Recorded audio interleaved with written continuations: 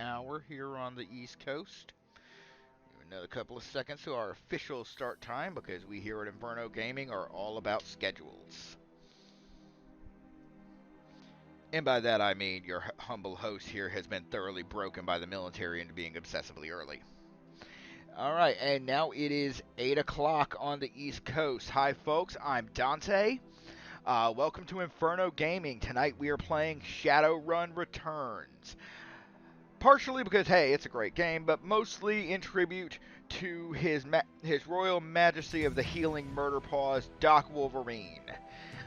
He has had a hell of a year, and the least I can do is provide a little bit of entertainment. And I know he loves him some Shadowrun. Before we get started here, a little bit of housekeeping.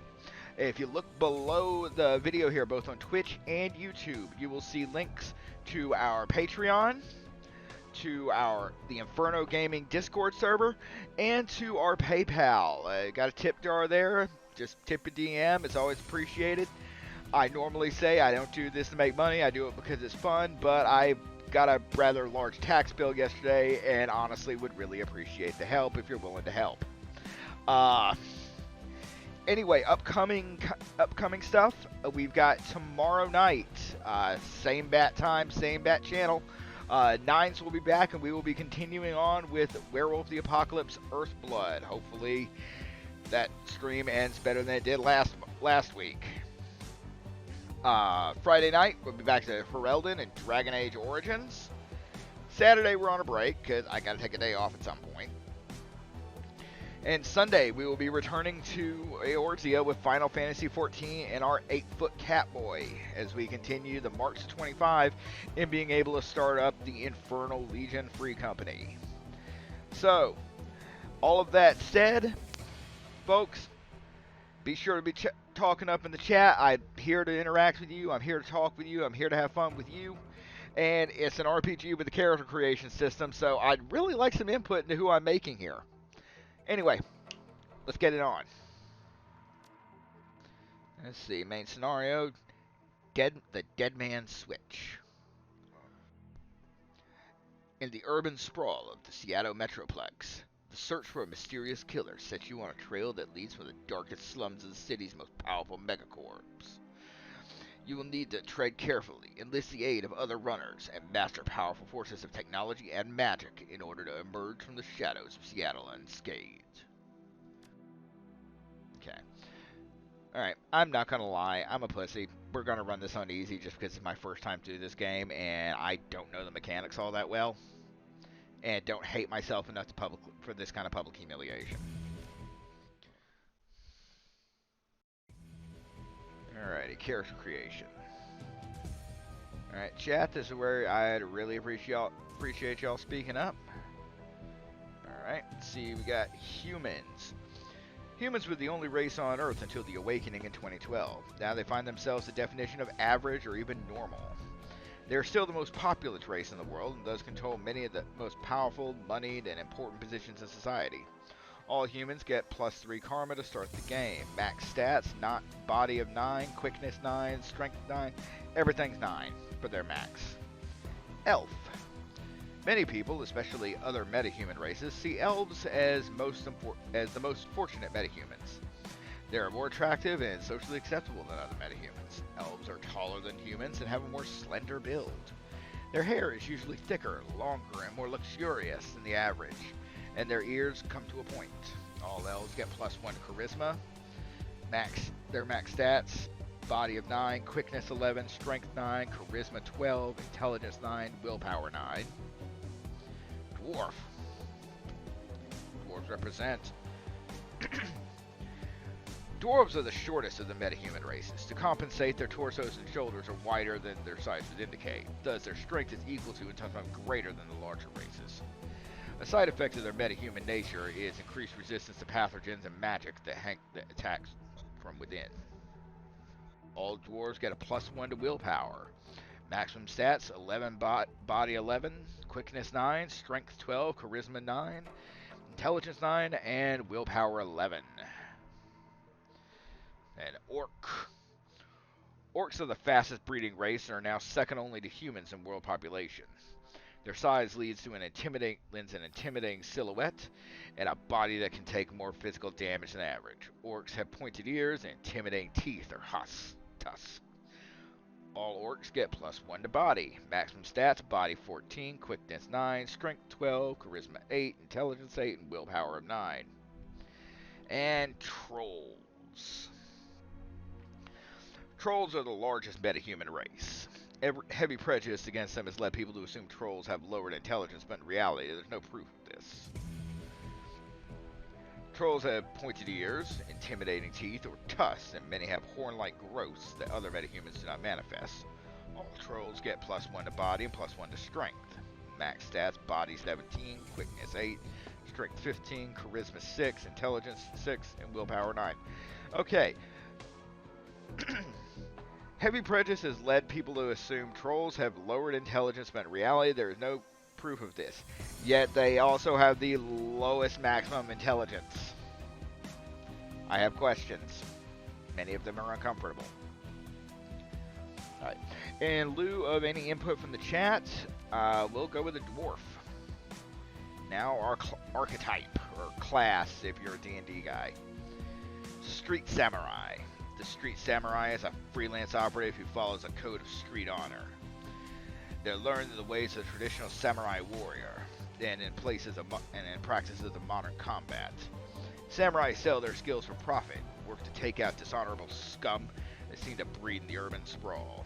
Key attributes are body, strength, or quickness. Key skills: close or range combat, or both. Throwing weapons and dodge. And a mage. Mages specialize in the casting of spells, but that doesn't mean they can't shoot guns as well. Rather, magic is the center of their life. Their spells reflect a pure balance of the manosphere and cover a wide range of magical effects, from offensive damage attacks to character augmentation or degradation spells to healing spells. Key attributes: willpower. Key skills: spellcasting.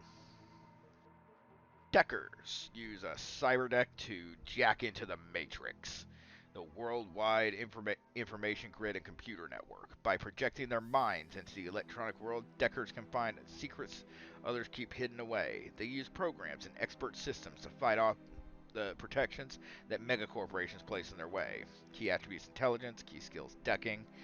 And gets a specialization of expert systems. A shaman.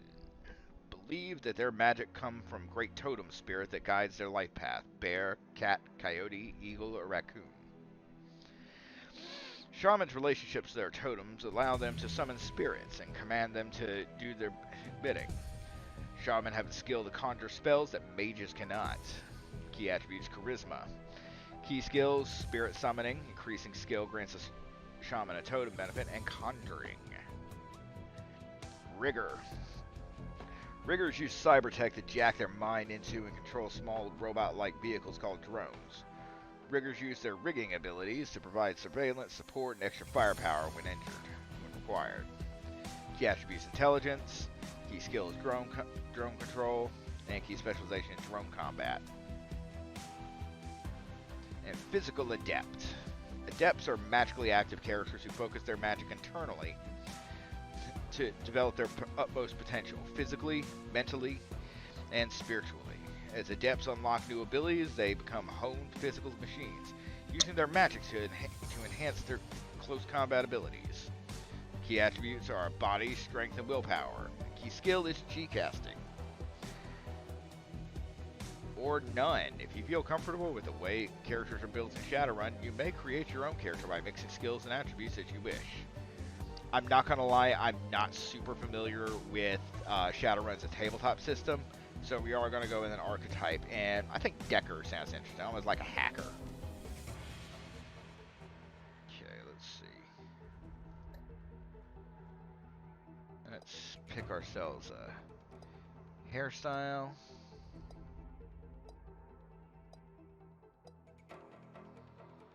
Oh, derp, that's complexion. There's hairstyle. Yeah, shaved head. Seems cool. And a dwarf isn't a dwarf without a beard, so...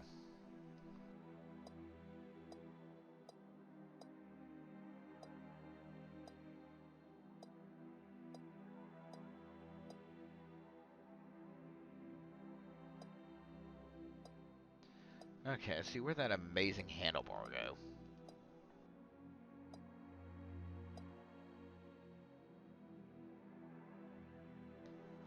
Or, yeah, let's go with a full luxurious beard. And let's see, a character portrait. Closest thing I can get here.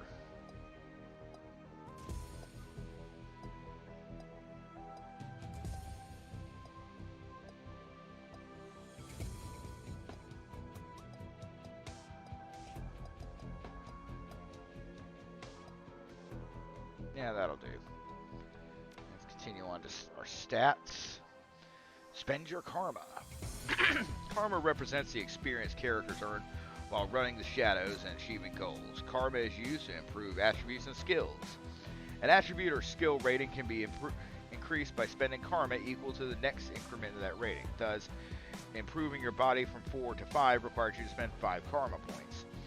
You have some karma available now to customize your character. Okay, well, let's see, I'm always... Okay, since I'm mainly a hacker, we're going to assume that I'm not big on the fisticuffs.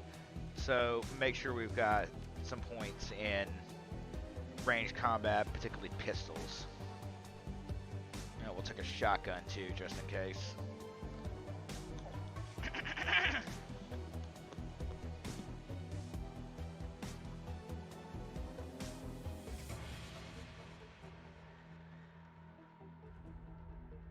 Let's see.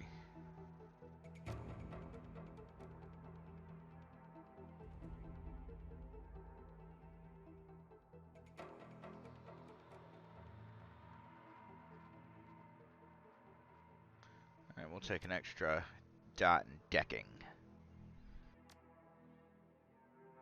Choose an etiquette. Etiquette is about knowing how to behave in various social situations. The right etiquette can give you an edge in certain conversations. Choose the etiquette from the list below. Choosing an etiquette does not cost karma, and each etiquette can only be chosen once. Let's see, we got... You gotta tell me what these mean? Nope. Corporate, security, gang, socialite, shadowrunner, street, or academic. You know, shadowrunner. We're gonna say we're a fucking professional. We've been in the game a while. Alright. And name your character. Many runners use a street name, handle, or working name. Names like Halfjack or Lady Z. Others stick with their given name or adopt a nickname. Please choose a name for your character.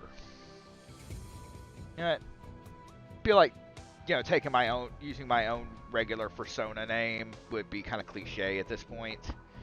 So, let's go with one of my we're gonna go with one of my old Air Force call signs. Havoc, as in reeks. As we're getting started here, folks, we just recently became a Twitch affiliate. We can now accept bits for cheers, and we can accept subscriptions. Either will be highly appreciated. I'm still working on getting the audio notifications working on that. So, fortunately, you don't get the usual wee for it, but it's still seen. You'll still get the shout out, and it'll still be highly appreciated. On with the show. Down and out. Your apartment, 3 o'clock in the morning. It's got 4 walls, a roof, and isn't on fire. Even the cockroaches have fled in search of better accommodations. Not exactly a runner's dream pad, but right now it's about all you have left. Running the shadows is all about feast or famine. One day you're Nova hot, working jobs that allow you to eat at 5-star restaurants. The next, well, you're here. This one's a famine for the ages. Slagging Fixer hadn't called. Money's run out, and then some. Sinless and free. Free to starve in the cracks of a society run by megacorps who just want your nuyen. Something needs to change, and soon. And take a look at the chat. Hey, Doc! Welcome. Long time no see in a stream. Good to see you, and we are doing Shadowrun for you.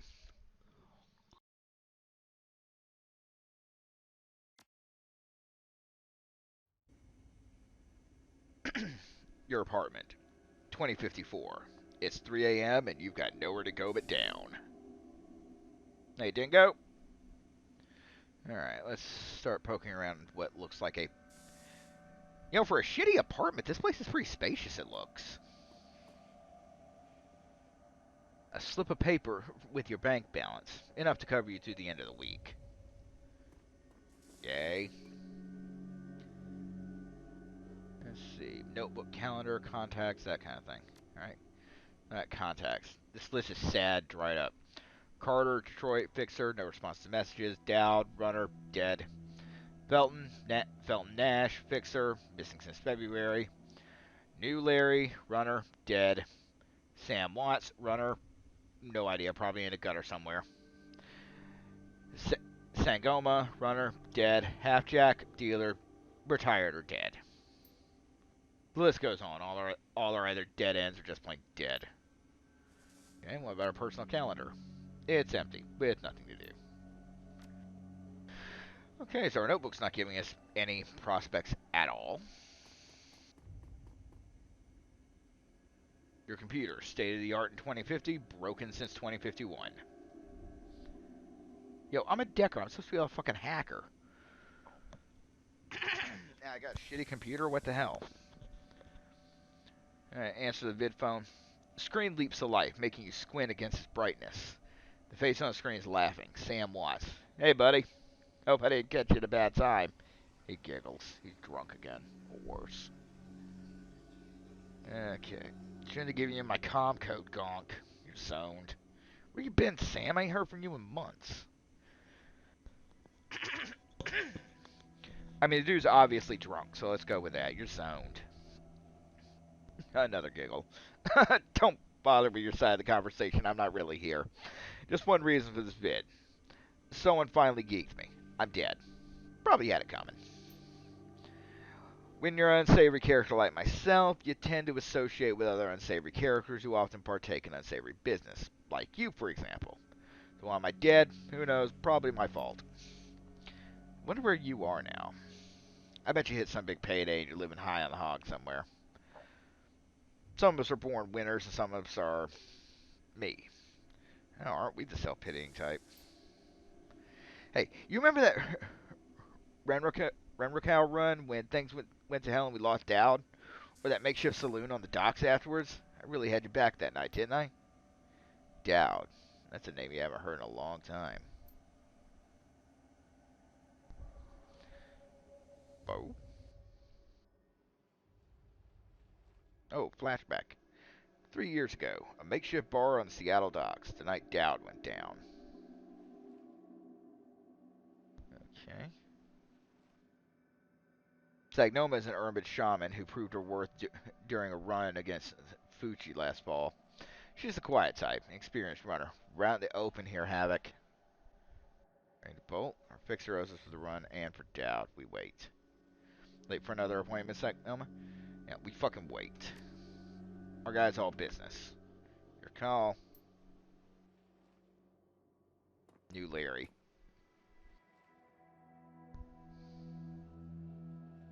Oh, wow, you just look stoned, bro. You've been running with New Larry for about 6 months now. He's a combat mage with a bad tattoo and a bad attitude. He knew Dowd almost as well as you did. Dowd. Never saw anyone die like that before. Idiot. Shakes his head. I hate this fragging city. Have it? It's wet and the rain feels like acid. I don't want to be out here. Shut your screamer about the rain. We lost a man tonight. So, sorry.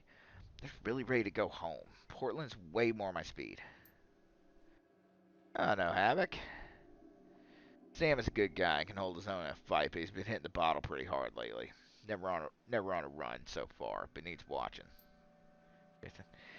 That run went sideways 9 ways to Sunday. Now the fixer's late. Does it smell funny to you? Hell yeah, it smells funny. Look at where he set the meeting. This was supposed to be a public place. Got the direct, Sam. We both know why Dowd went down. It wasn't the fixer or some other paranoid chip dream of yours.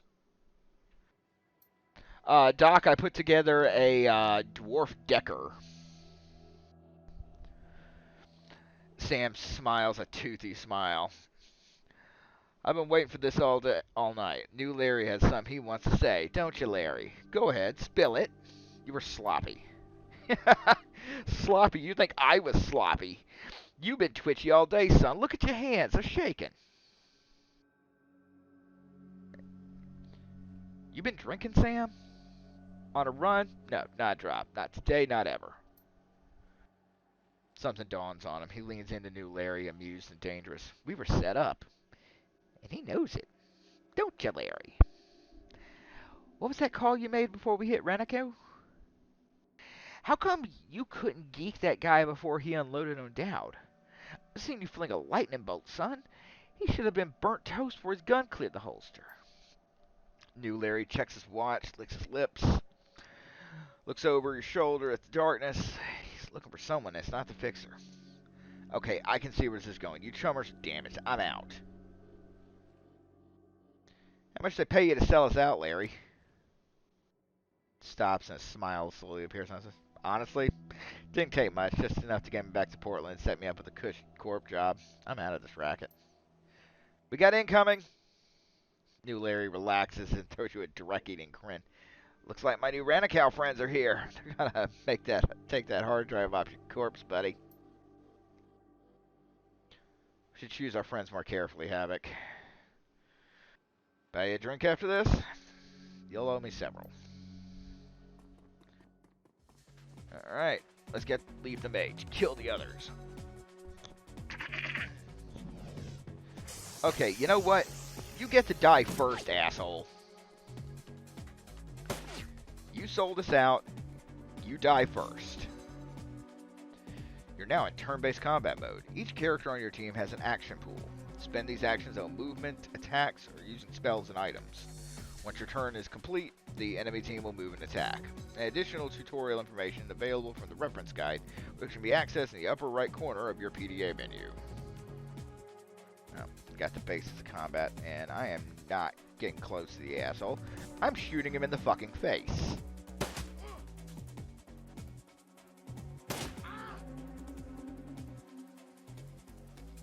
I am also shooting him in the fucking face. Seriously, sell me out, asshole. This is what happens. He had that coming. Let's see, and...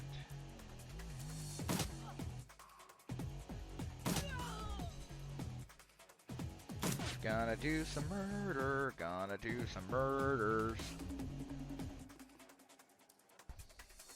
Yes, Dingo, I have a type. Have you noticed? Want to dog me for short little bald dude? Not like you ain't got one too.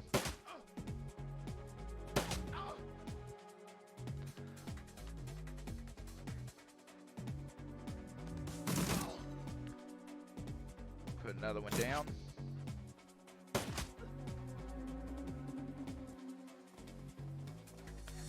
I got more assholes coming in. Got a Men in Black looking motherfucker right here.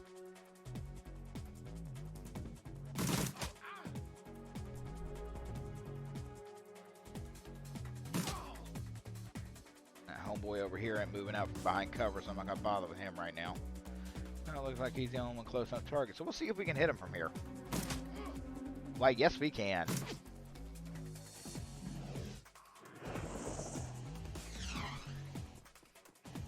You missed. What the fuck was that? What the fuck is that?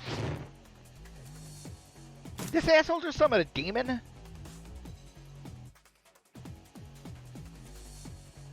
Get behind some cover.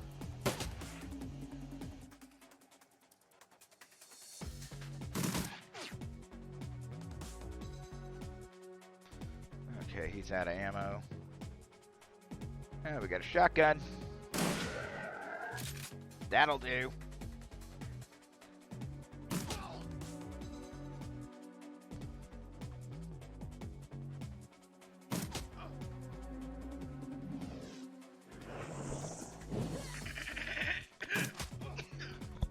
Excuse me, folks. I'm still having wacky sinus fun here. Try not to let it interrupt the show, though. Okay, I can't hit either of them from here.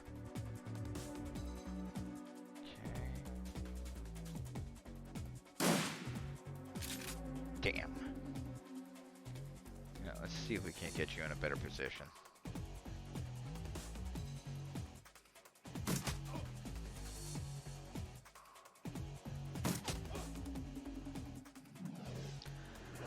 Alright, Tail Fox, how you doing tonight?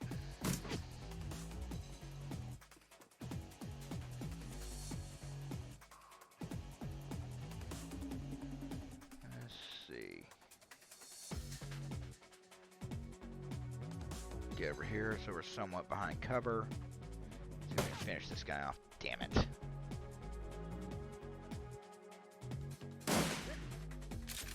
And now I'm just gonna empty a shotgun into you because I fucking can.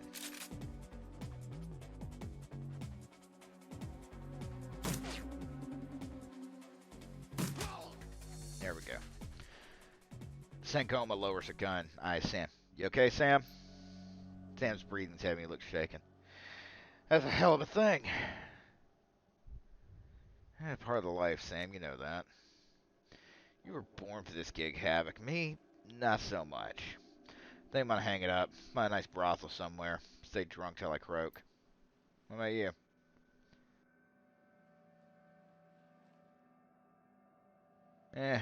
Me, I do this. It's the only life I know.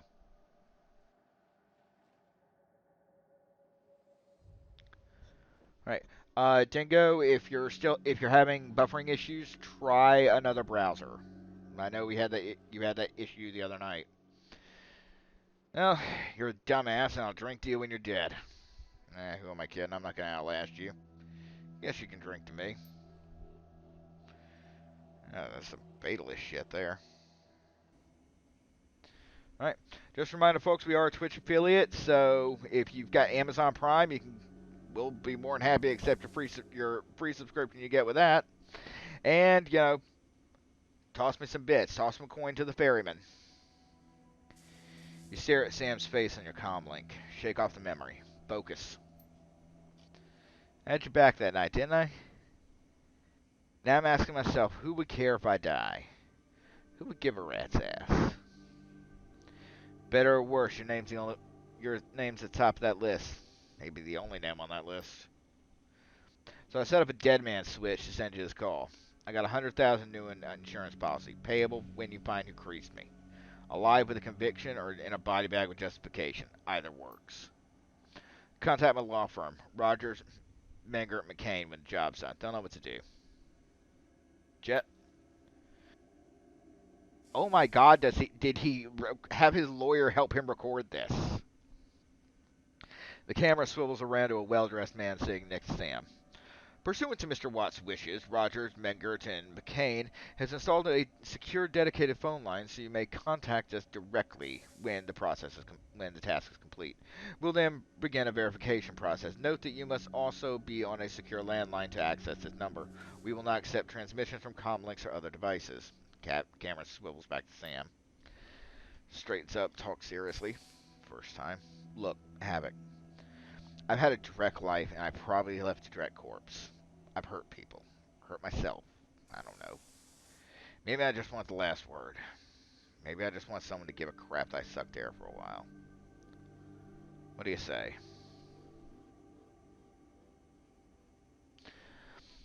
Doc, yeah, I rolled up a Decker. Let's see.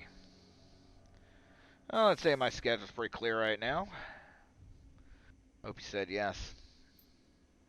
I've got a locator chip slotted in my head these days. When my heart stops, it'll activate. That's how you'll find me. See you on the slab. Rest in peace, Sam. See you in Seattle.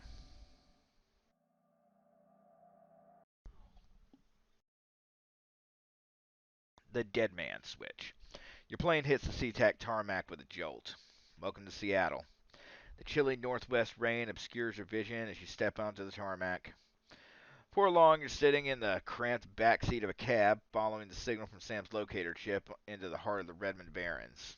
Organ grinders. Legal chop shop for body parts, whether from the living or the dead. If you're hurting bad enough for annoying, this is a place to sell a limb or an organ. It's also a good place to dispose of an inconvenient body while making a little cash on the side. The franchise is the closest thing the Barrens has to a morgue. It seems that this is where Sam Watts's body ended up. You open the door and are assaulted by the smell of death and bleach. With the word pictures. Okay, so anything... I'm in the back! Okay, so there's someone back here.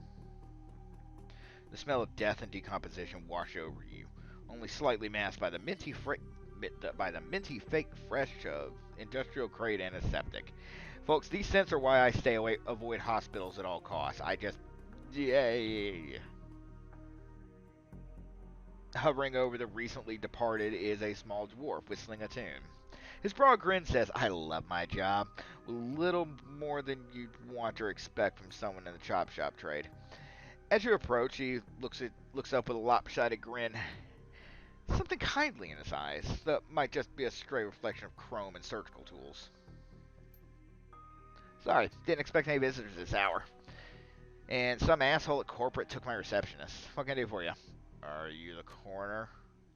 "I'm John Dresden, the Organ Grinders branch manager here, so yeah, it makes me this franchise area's coroner too. And you are?"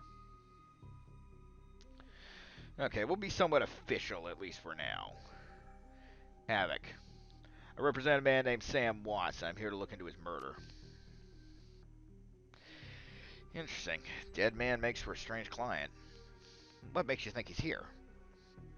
"Sam had a locator chip embedded in his skull. I followed it here." "I see. Well, you're right, he's here. Not too many people know about the murder yet, though. The press haven't caught wind of it yet, what with it being all the way out here in the Barrens." So who told you he was dead?" "Let's see. Sam did. When his heart stopped, 100,000 yuan was wired to a secure account in my name. I find the killer, I get paid." Dwarf raises his eyebrows, a smile wiping the suspicion from his face. "Dead man switch, eh? Fascinating. I was working on him earlier. He's over here."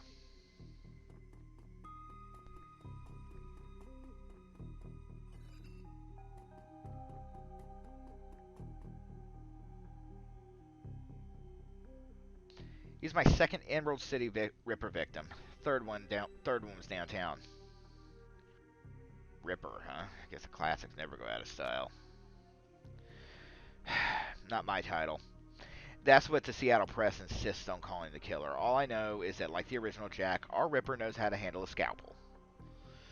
But this one's even more twisted. He or she always removes an internal organ from the victim." "Delicious. Trophy hunter.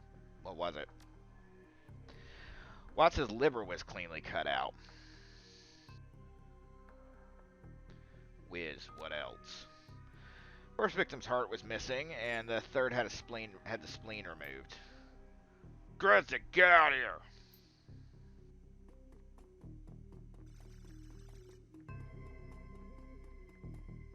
Wait, looked like there was stuff in here to... There we go. We got...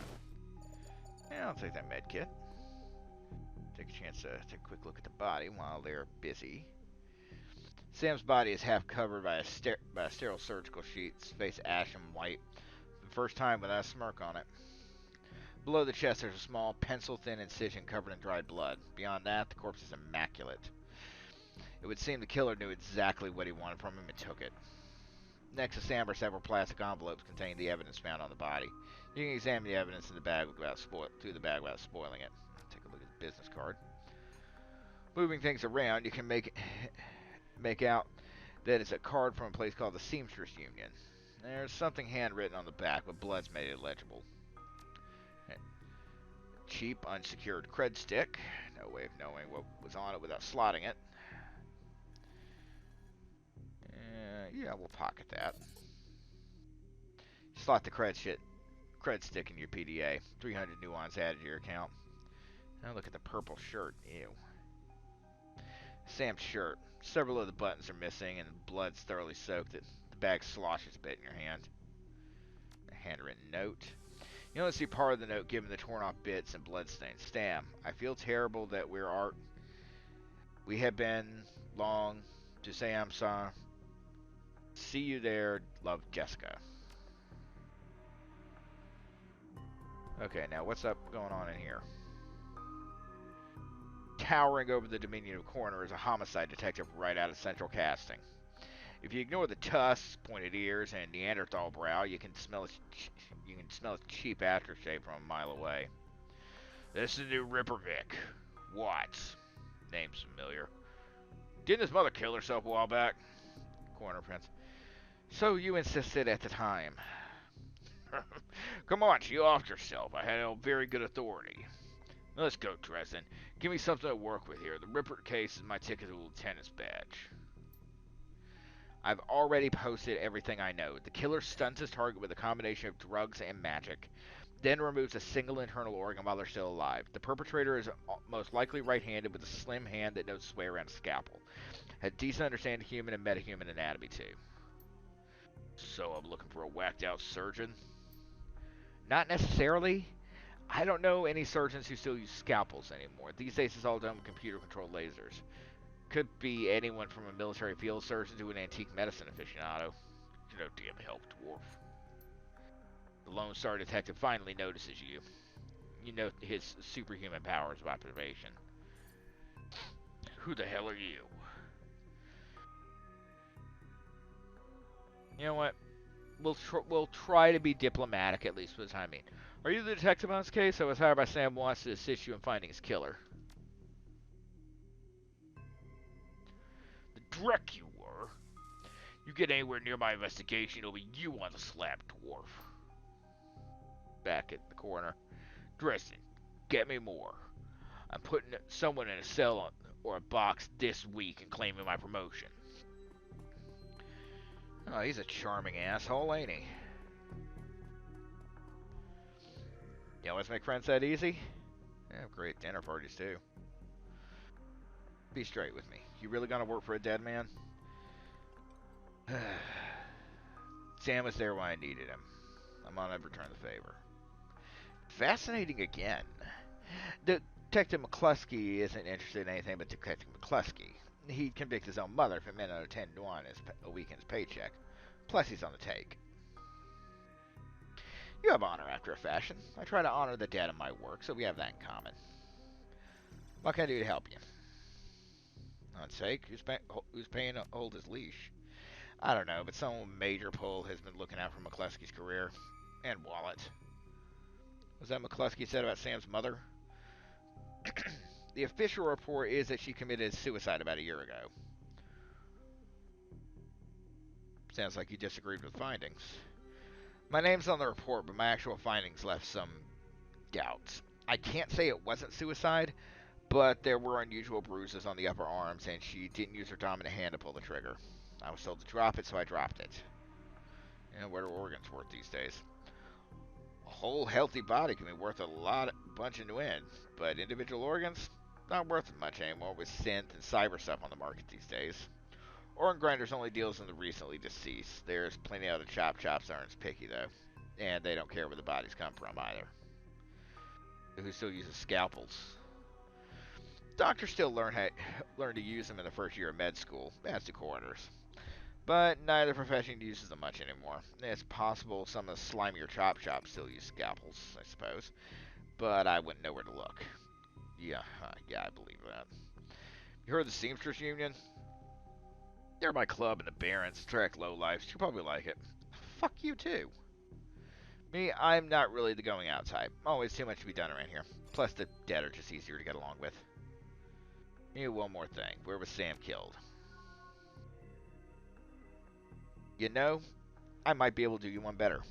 Why don't you poke around the body lockers in the back and see if you find anything useful?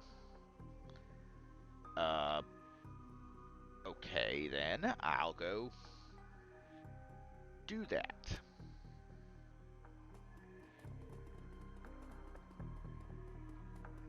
Ooh, hey, first let's raid this, because why not? There's stuff.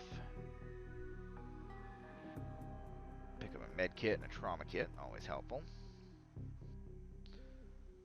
Cold storage door is labeled John Doe, but the internal thermostat sets at 21 degrees Celsius. That's a little warm for a corpse. Open the door. The cold storage drawer opens to reveal a fully clothed body of a man. Arms folded across his chest, in addition to sporting one of the brightest orange hair you've ever seen. The body seems to be in very good condition. Whoa, easy there. The fuck? In one quick move, he jumps down from the drawer and stands before you. For someone who just woke up in a morgue locker, he seems unfazed and pretty well put together. You spot a data jack drilled into his temples with some shamanic tattoos peeking above his collar. Interesting combination. I told John to wake me up at 6 in the morning. Is it 6 in the morning yet? It doesn't feel like 6 yet. You were just sleeping in a freezer. A freezer for dead people. Don't tell me you haven't considered it. Cheaper than the Coffin Hotel and the service is just as good. So much for a good night's sleep. On the plus side, I know you haven't killed me yet, so that's good. If you aren't after me, what's your story? Latest Ripper victim. Do you know him? Sam? Sam? Yeah, glad someone cares. We used to drink together every now and then over at the Union. Decent enough guy. Always in trouble for something or another, though. John! Is this guy cool? Yeah, he's on the level. Working for Sam, believe it or not. Some sort of dead man switch. Thought you could help out. Maybe even stop moping around the shop. Stop moping around the shop all day. Thanks for volunteering me. Alright then. Name's Jake, and you are... Call me Havoc. Nice to meet you. Well, sounds like you're making a dive into the deep end here. John's right. I might be able to help you out. I was with Sam the other night of the murder. Poor guy. He was hanging at the Seamstress Union that night. Tripped out and rowdy. I'd been laying low there for a few days after a bad run. Miss Kubota asked me to throw Sam out, so I did. But out in the alley, some gangers got the jump on me. Maybe I need some soy cap after all. John, can you grab me a cup?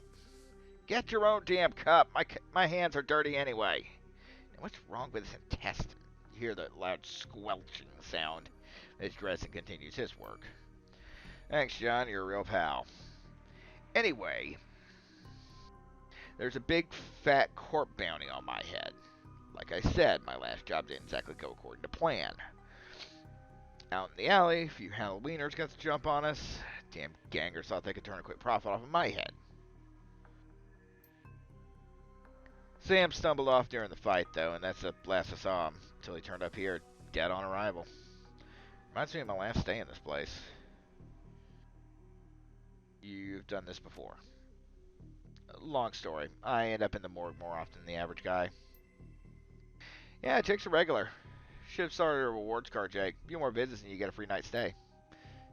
I'll hold you that, John. Anyway, they found Sam's body less than a block away from the Union. Missing liver and all. Tell you what, you look like someone to hand yourself in a fight. I could use some backup to settle the score with the Halloweeners. Their leaders got the whole gang searching the Barrens for me. I need to get rid of that asshole. In return, I'll take you to the place Sam was murdered. It's not safe to hit these streets alone at night, trust me. And maybe I'll throw in some decent supplies while we're at it. What do you say? I do like a little street justice every now and then. Alright, count me in. Great. I've been hiding out here ever since that run-in with those Halloweeners. Whiny bunch of gangers, but the stench of the Barrens to their turf. Hell, I'm surprised he even made it to this morgue in one piece without packing some meat. Very funny, Jake. You can sleep in the dumpster tomorrow. So, need a weapon? Yeah, give me a pistol. My weapon of choice as well. Here, take this one. Yeah, ready for an evening out in the town?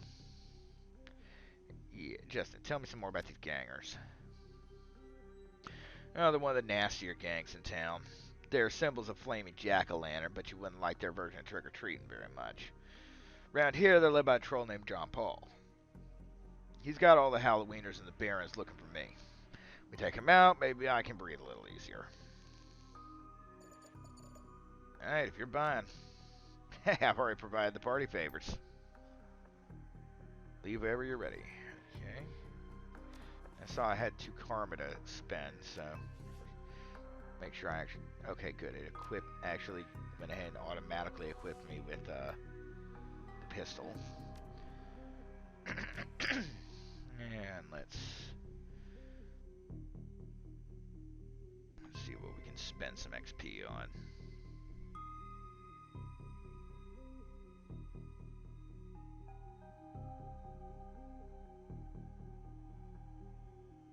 This gets a little bit, just at least some close combat expertise.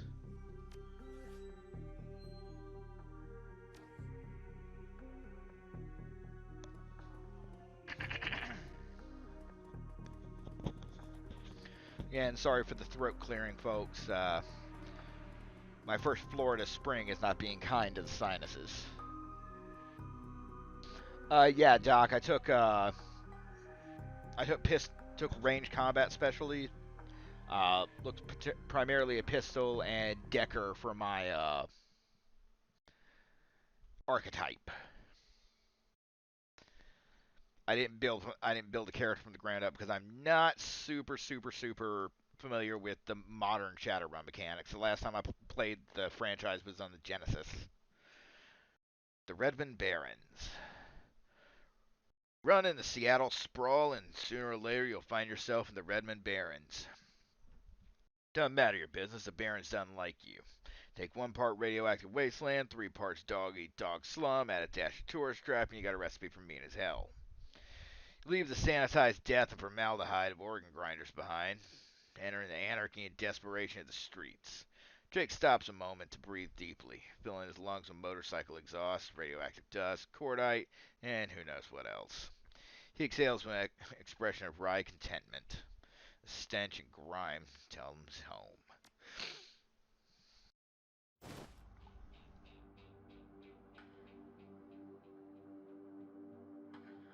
Okay, what do we got that I can actually do here?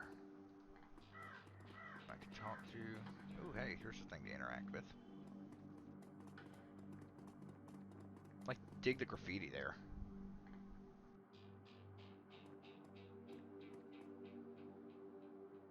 Hidden in the garbage-strewn alley is a high-tech safe with a mag card reader on the front. Open it with Jake's mag card. Smooth hiss, the safe opens to reveal a collection of gear that's a perfect match for your skills. You take the gear. Yes, I do. And some assholes showed up. Hand over the loot, bozos. Y'all want to die that bad?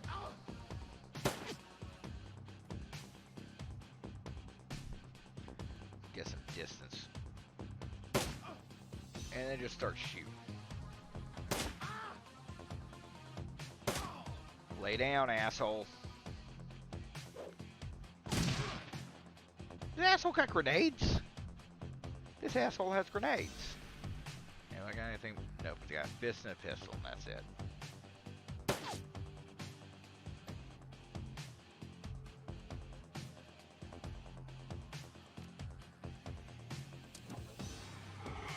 Mark him so he's easier to hit. And then, you know, shoot him a lot.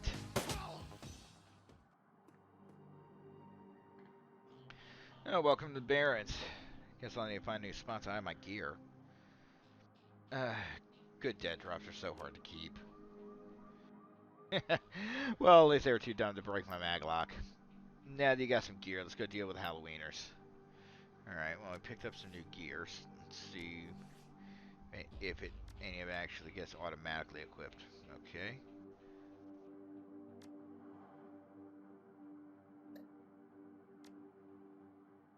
Alright, data jacks already in. Outfit. Okay, it looks like everything's already equipped.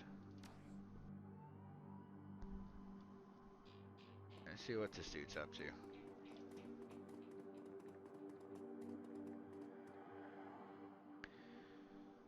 Excuse me, sir. I don't know you. You look like you can handle yourself in a fight, and we need some help. I fight when I've been paid to.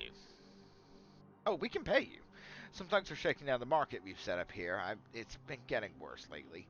I don't think we can afford to pay them forever. But no one will stand up to them, and Lone Star isn't about to get involved. How many of them are there, and how much are you paying?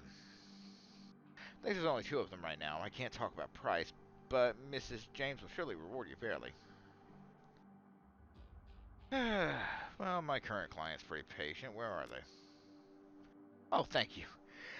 Just keep heading north. You'll see it at the end of the street. Okay, and what do you got to say? Hey, it's not my business, but I wouldn't go that way. Oh, nice to meet you too. Hey, just figured I'd give you the heads up. Those Halloweeners are stirring up trouble again. They rode in this morning on those fancy bikes, set up camp in Old Street Market. They've been marching up and down the street all day, shaking at anyone that wanders past. Okay, well, I'll have to kill them next. Now, let's go deal with whatever these assholes are doing. Commerce is like a... Oh, gone faster than I could read it. The thug attempts to use his bulk and hideous breath to intimidate the shopkeeper. The old woman is holding firm, but you can see the thug's patience fading fast, and he looks like he's about to start breaking things. Who the hell are you? Bet your mom's real proud of you right now. Like I ain't ever heard that before. I don't see a badge, so why don't you mind your own? Business. Destiny gets me paid. Knew you were just looking to cause static. Dash, ice this guy. You're fragging dead.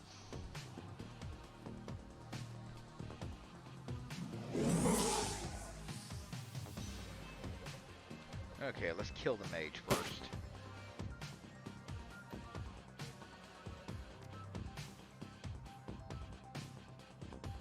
And medkit.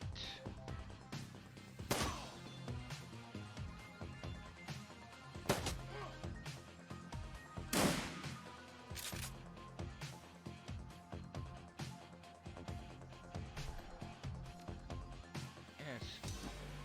Make you a little easier to hit. Oh, come on, really?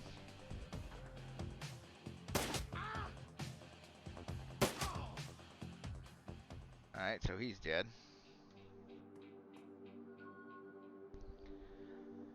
I cannot thank you enough. I hate to see such bloodshed, but those men would not take no for an answer.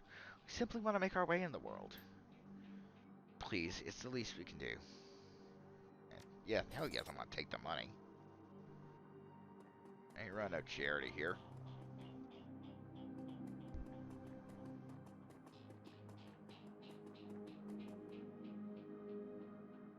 Hey, asswipes.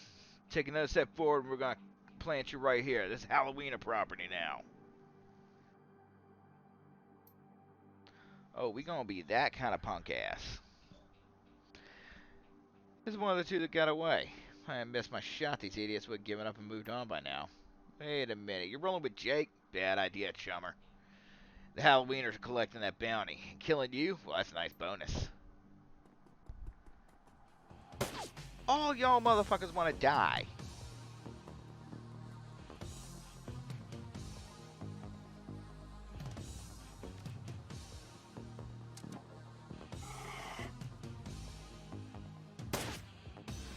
Fuck.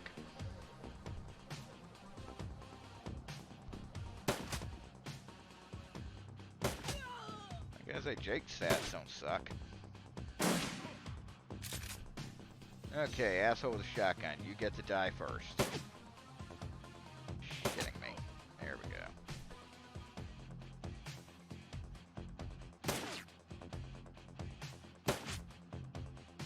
Come on, both shots? Really? Let's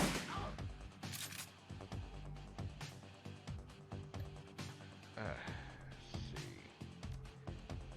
Medkit.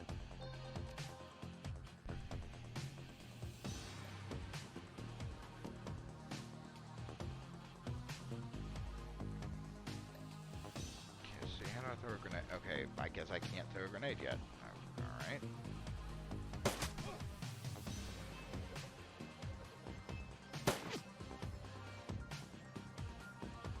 Before I do anything, this asshole's gotta get dropped.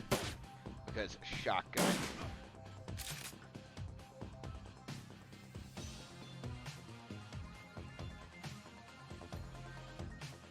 I'm not wasting all my fucking med kits on this asshole with while dealing with this asshole with a shotgun. Fucking seriously? Ah, here we go. Okay, you're a mage. I didn't fucking realize it. Would have been good to know, asshole. Alright, heal my boy. And shove a fireball up this guy's ass.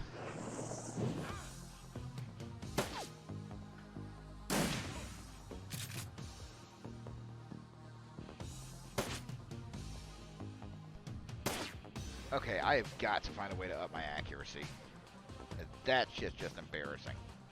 Okay. One more turn. One more turn before I can up that again. And we're going to use this to see if I can't up his accuracy a little better. Finally. Jesus.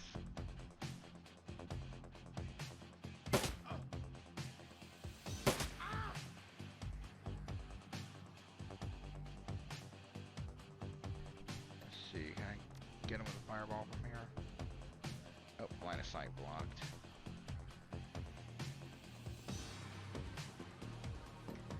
Can I roast him from here? Yes, I can.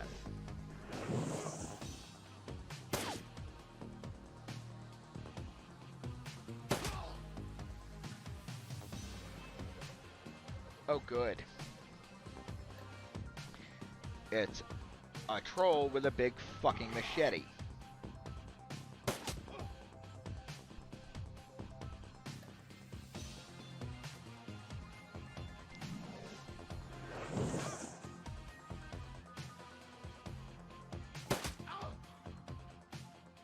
Whoa, Uncle! I was playing with you. I'll call out the rest of the Halloweeners, Jake. Call even, yeah? What do you think, Jake? This is your town. Hey, I'm already shoot on sight status with these guys. Killing John Paul means one less wieners shoot me in the back when I'm buying smokes. Hell, they'll be doing the same to you as soon as there's a profit in it. You know, you're right. Let's finish this. Oh, Trek. Yep, how about you back off?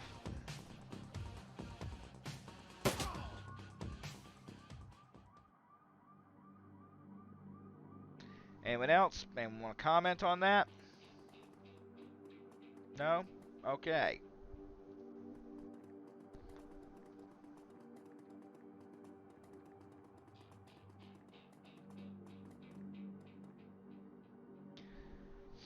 And talk to this guy. Looks like a nice looking orc.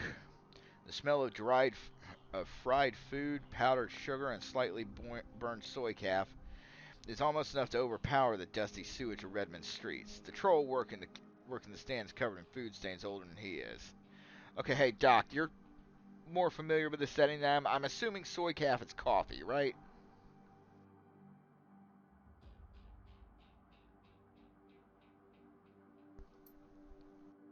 What can I get you, chummer? I'll take a jelly donut and soy calf. How about your local merchants? They might help you out. You see the murder across the alley? Nope. I was closed when it happened, but hey, it's the Barons. Back alley killing's nothing new around here. The only reason the cops are making a big deal about this Ripper business is because some victims are real people. You know, folks with sins. What can you tell me about the Barons? Barons? Hell, if you gotta ask, you probably shouldn't be out here. This stretch we're on is called Touristville, though. And I suppose it's the closest thing you have around here to respectable. Fewer muggins, and you might even survive drinking the water if you're lucky. Wouldn't recommend it, though. Now, behind me, that's the Seamstress Union. You want drinks, drugs, favors, information around here? The Union's your spot. Hell, that place is the reason I'm in business. Folks get the munchies when they party. Miss Kuboto owns the joint. She's quality. Hard woman, but fair. I'll see you around. Seem like a good bro. Let's talk around, see who else is. The dwarf merchant's packing up her stand for the night. I'm closed. Come back tomorrow. Got a great view of the alley across the street. Don't suppose you saw that murder that happened here. Sure. I was closing up when I heard a series of explosions from behind the Union. A couple of seconds later, this guy comes out, runs across the street. Didn't get a good look at him. Then all the lights in the alley exploded all of a sudden. Things got pretty quiet after that. And let me guess, you didn't run over to see if the guy was okay. Hell no. Around here, that kind of thing gets you killed. Alright, yeah, I'm not going to be a dick. Thanks for your time. Uh-huh, no problem.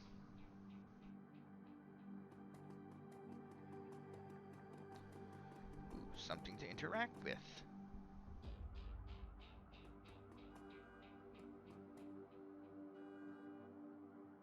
Whoa, hold up, man. Lone Star isn't above collecting on a corp issue bounty, and the one on my head isn't going away anytime soon. Sorry, friend. I think this is where our paths diverged. Thanks again for your help with the Halloweeners. Here's your payment. They don't take me in at where I'm going, and you look like you could use funds. You know what? Yeah, you were good. Sure you don't want to stick around? I could use the backup. Sorry, chummer. Not my style. Besides, you seem like you can take care of yourself. Hey, one more thing. When you're done checking out your pal's crime scene, pop into the Seamstress Union. It's just down the street. You need gear, information, just a damn stiff drink. That's the place to be. Best dive this side of Chicago. Used that place as a base of operation for years back in the day. Make the right friends. Make the right friends there. I'm sure you'll get to the bottom of this ripper business. Nice knowing you. Okay. How much karma have I got? Okay, I got some karma to spend. Take another dot in range combat.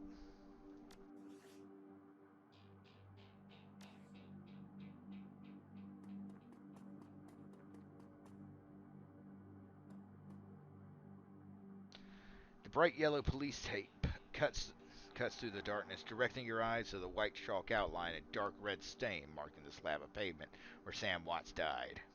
Standing at the entrance of the alley is a Lone Star officer. The cop looks cold, hungry, and irritated at the homeless man who's currently pestering him.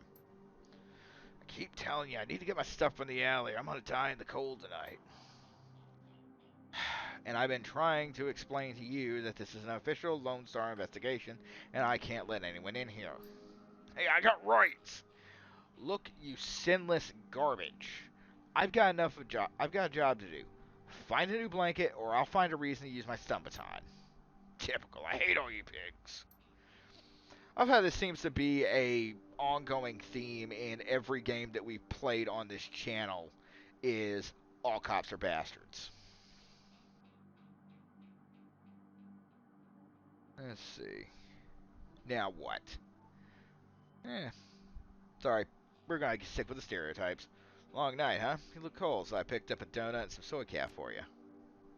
Hey, thanks. He's pretty trusting for an officer of the law. Idiot. You know, my dad was a cop. This is back when cops actually worked for the government. He said folks would buy him coffee all the time, but I ain't seen it till now. What can I do for you? I'm actually working for the dead man to help find his killer. Come in the alley, look around a bit. Your client's a chalk line? Messed up, man, but I respect it. Okay, don't mess anything up. Not that anyone will likely notice because the forensics aren't coming back.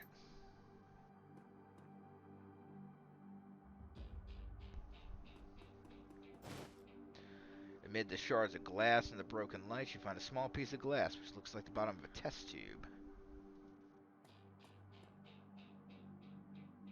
Looks like the coat and blanket the old man was trying to get back. Now examine the area for evidence first. You shuffle the bundle of cloth to the side. A printed receipt falls out from beneath the folds of the blanket. The bar tab received from the Seamstress Union dated 2 days ago, 3:02 a.m. Right around the coroner's reported time of death. The customer, Sam Watts. The server's name's listed as Coyote. And I'll pick up the coat and blankets. I'll take the dude's stuff. The work light's new. You can see that all the alley's normal lights have been ruined. Upon closer inspection, it seems they've all imploded. There's some force shatter them all at the same time. There are two distinct sets of footprints. Humans ending at the chalk outline and a larger set, possibly an orc or troll following just behind the first. Alright, let's go talk to the homeless guy. The streets have not been kind to this man. They've also hardened him. This man's clearly a survivor, although one wrestling with the onset of age and arthritis. I saw you over there, brat bastard cop. What do you want? I think this coat and blankets belong to you. My stuff! Mighty decent of you. Don't see that kind of thing out here too often. Know anything about the murder that took place here? Copper? Working for some corp? Sinless as you, brother. Mind answering a few questions? Hey, what makes you think I'm sinless? Ah, mess with me, of course I'm sinless. System ID number my ass. What kind of questions you got? Did you see the murder? Nope. Can't say I'm sorry I missed it. I was hauling crates from Mrs. James up at the market. Can't carry as much as I used to, so it took a while. Got back here in time to see a couple of tourists puking all over my home turf. By then, a jerk-face in a uniform had already set up shop in my alley. It sounds like you live in this alley. Sure, for the last couple of months I've been sleeping here. I spend my day doing odd jobs, street merchants, panhandling tourists over near the Seamstress Union. What else did you see that night? Well, earlier in the night I saw a big ugly troll in green hospital scrubs snooping around the block. Bought some donuts and 2 cups of soy cav off Dan there. Seemed nervous. And he did everything with his left hand because his right was all screwed up with some cyberware. Tell me more about the troll's cyberware? Well, it was big, and I think it must have had some hospital attachments because I saw some needles. It's a lot like one I saw back in 44 when I got captured by elves. They did all sorts of experiments on me, let me tell you. Never trusted one of them cyber people. All I need to know. See you around. Okay. Dan apparently sold some shit. See if he knows anything about. Again, I'll buy something from him. Gets me some goodwill. Sell some donuts to a troll wearing scrubs? Maybe. What's it to you? I sell a lot of donuts to a lot of people. I know Lone Star profiles metahumans. I tell them about a troll that bought some donuts from me right before a murder. They'll haul him in just to see if anyone will pay the bail. Not today, my friend. See you around.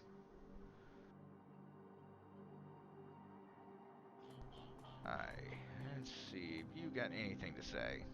Hey, chummer. Got some tasty morsels for you. Just what every well-dressed Shadowrunner should have in his back pocket. And let me see what you got. Okay, so you're a drug dealer is what you're fucking telling me, bro. But yeah, I'll take some.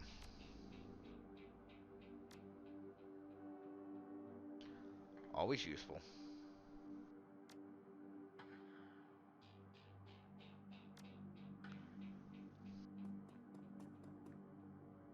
You're about to leave the Barrens and enter the Seamstress Union. Would you like to proceed? Why, yes, I would.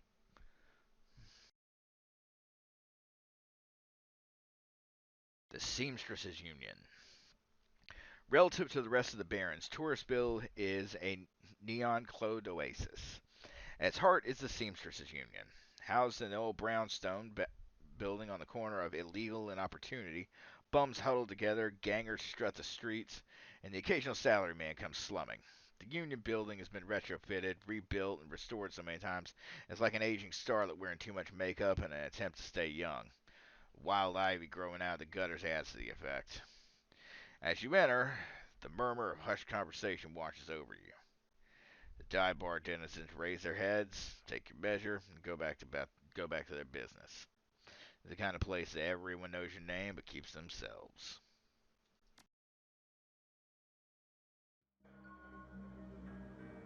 Okay, again, gain some karma. Got a good amount of XP. Let's spend some.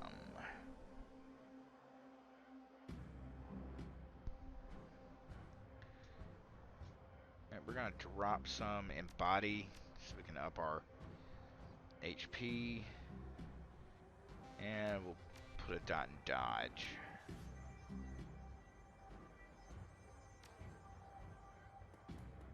Alright, so what's up in here? Yeah, that can't get place. First thing you do is talk to the barkeep.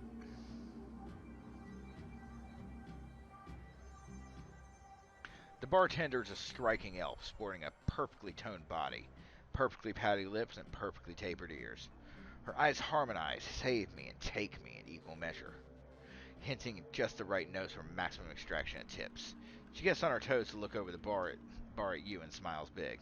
Hey down there! I haven't seen you here before. What can I get you? Let's see. That's something dirty in a clean glass. Oh, a hard case. I like that. Okay, hard case. I'll get you something stiff. So many jokes there. She starts to turn away when a man with the face of a survivor and the zeal of a convert tugs at her arm. Hard. It's clear the two have a history. They try to keep their voices down, but the intensity of their conversation makes them easy to overhear. Cherry, you have to listen to me. If you stick around here, you can end up dead or worse. The Ripper is out there and he's real. The last killing happened just down the block. And now Coyote's missing? They'll probably find her tomorrow in a dumpster without her head. Come on, Cherry Bomb, think. I think plenty, Shane. I'm getting a PH freaking D from UW in neuroprosthetics studying under Ogermans. And how am I paying for it? Bartending. Tips. There are faster ways for Baron's girl to earn that kind of scratch, but I'm not taking them. So what do you want from me? I want what you want. A better life, a better world for everyone. The Universal Brotherhood can give you that. I've heard this all before. This isn't some trick to get us back together. Things are different now. I'm different now. The Brotherhood... Cherry Bomb's face is hard, armored in lipstick and low expectations. The Universal Brotherhood is for other people, Shane. Rich Bellevue types who can afford their membership fees and voluntary donations. This isn't about money. It's about binding the world together in brotherhood. Come with me. Attend the discovery meeting. Get to the core of who you are. I heard Lynn Tesselton gave a talk last night called The New Family of the Sixth World. I got a family right here, Shane. They're drunks and lowlifes and whores. I'd choose them any day over your Brotherhood members. Now, Buzz, I need to get back to work. The body language that leaves no question that the conversation is over. Cherry Bomb turns her back on him. Sorry, I got interrupted. Boyfriend find religion?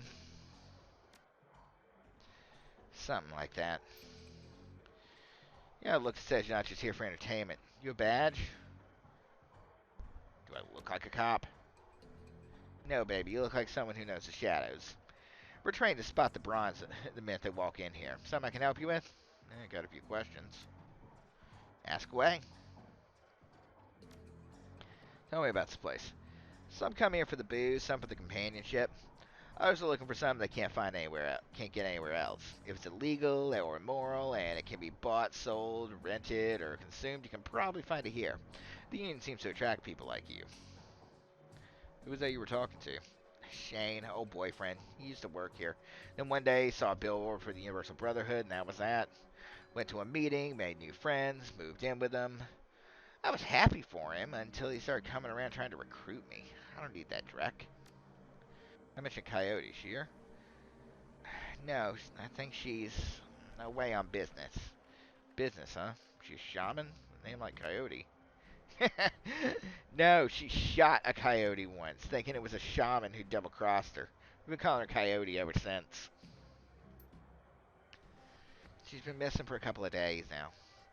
Some people think the Ripper got her, but I know her. Coyote can take care of herself.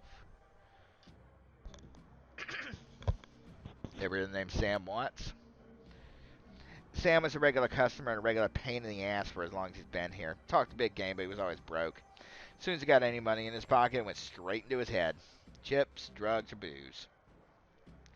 Coyote had a soft spot for him, though. Did you see Sam the night he died? No, it was Coyote's shift. Who runs this place? I want to talk to him. That'd be Miss Kubota. She's in the back room. You can't miss her. Yeah, thanks for the intel. Appreciate the help. Gutter punks gotta stick together. Alright. What are you up to? Okay, I got some extra outfits trying to unload. You want first dibs? Yeah, I'll take a look. Let's see. What do you got? Alley punk, secure ninja clothing, tourist look, sailor's runner, black hat.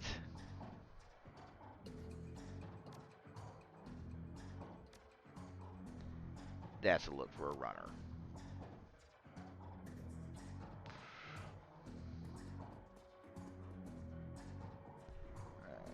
Let's see. And what about you? What are you up to?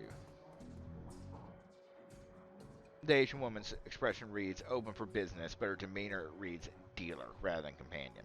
She has a jack on her neck, a gun on her hip, and a chip on her shoulder. She eyes you with a sneer. Look like you use some firepower. Something simple. I got guns so smart they practically fire themselves. You looking for tech? Got some of that too. That's the way you roll. Yeah, show me what you got. Alrighty, let's see. And some SMG. All I need is... Sarah got a decent pistol, and looks like you don't have any more of those. So... take that shotgun. And a machete for melee. Anything else? Consumables. Yeah, we'll take some med kits.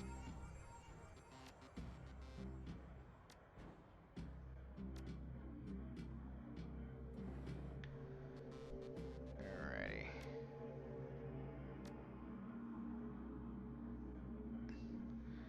Let's see. Let's swap out the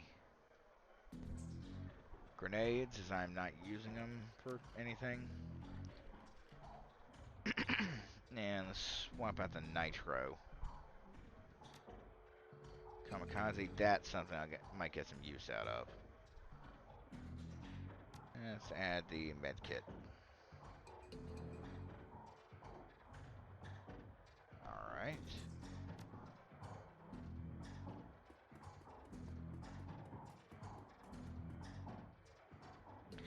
Posted at the doorway of the VIP section is a tower of troll muscle wrapped in an impossibly tailored suit.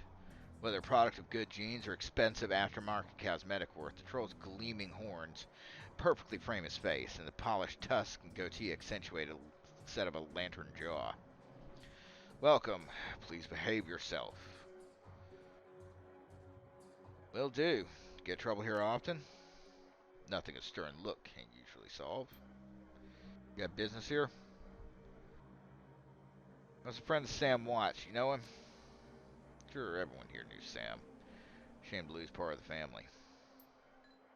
There's sharpness in Kluwe's eyes, the look of a man who's seen much and earned wisdom at a young age. Let's see. You ever have tossed Sam out on his ass? Not so much as nudge him on his way. Sam was a drunk, but he wasn't usually a violent one. Usually? What about the night he died? He was a bit agitated. Didn't catch the specifics. Might have been over a woman. Thought I was going to have to show him out, but I had to deal with a couple of rival go-gangers posturing for one of the working girls upstairs. Jake helped Sam out instead. Thanks for the info. No problem.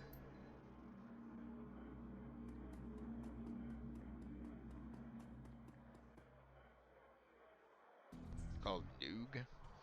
Covered in glowing magical talismans and fetishes, the troll does not seem to fully of this world. He mumbles to himself constantly, apparently participating in several conversations at once, but with entities you can neither hear nor see. I told you, it's not like that at all.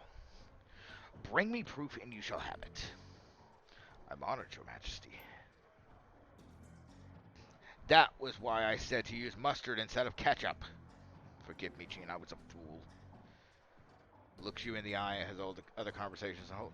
You may peruse my magical wares and see their glory. I would like to see your wares.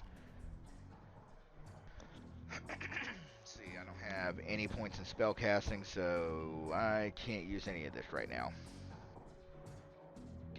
Consumables that are usable? That is a no.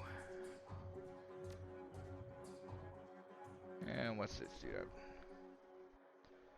Man's dressed like a janitor, but is wearing unusually clean overalls. Tall, rail thin, has a cunning look in his eyes, says he's more than just a maintenance man. Howdy, name's Johnny Clean. You new? Yeah, first time. Just gonna look at the place.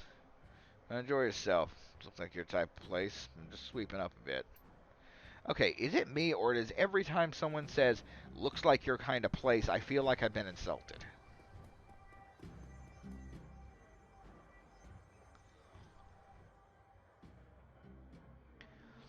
Miss Kubota watches you across the room, sizing you up as you approach.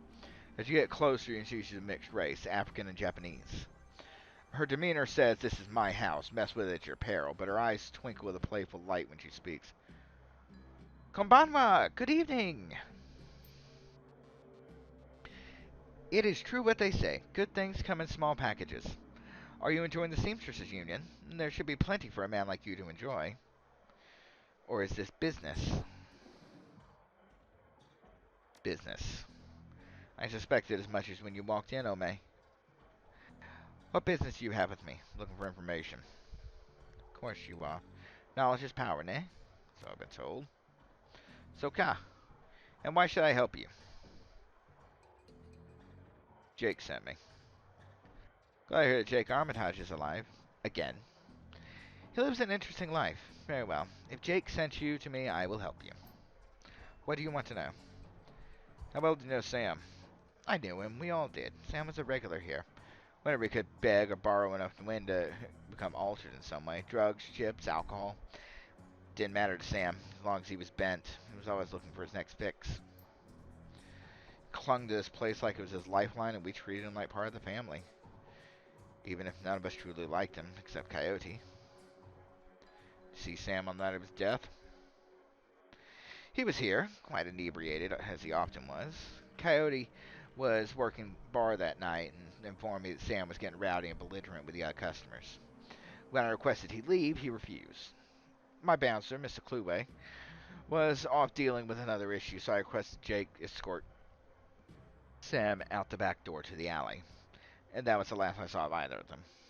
So why is this place called the Seamsters Union? During the gold rush years, there was a census, and the politicians wanted as high a number as possible to gain power and revenue.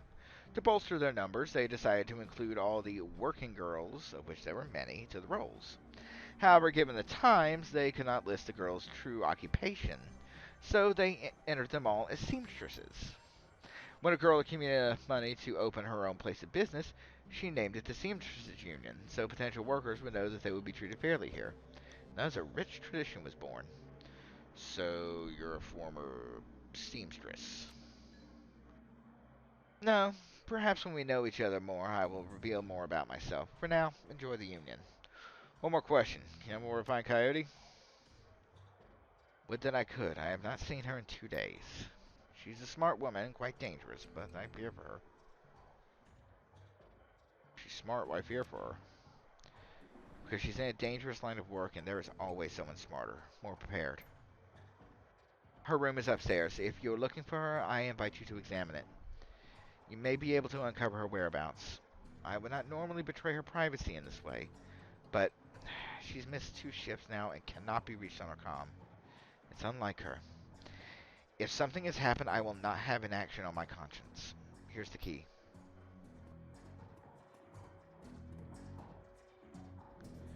Alright, let's go look at this girl's room.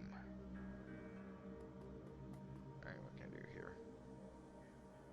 Mid-grade security panel attached to a nearby door. It requires a password for entry. Or I can, hack the panel. Because that's a thing I can do.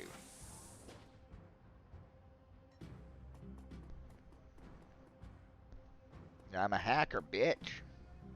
The stuffed bear seems to be hiding something. Nitro, apparently. Always useful. Everything's better with explosives.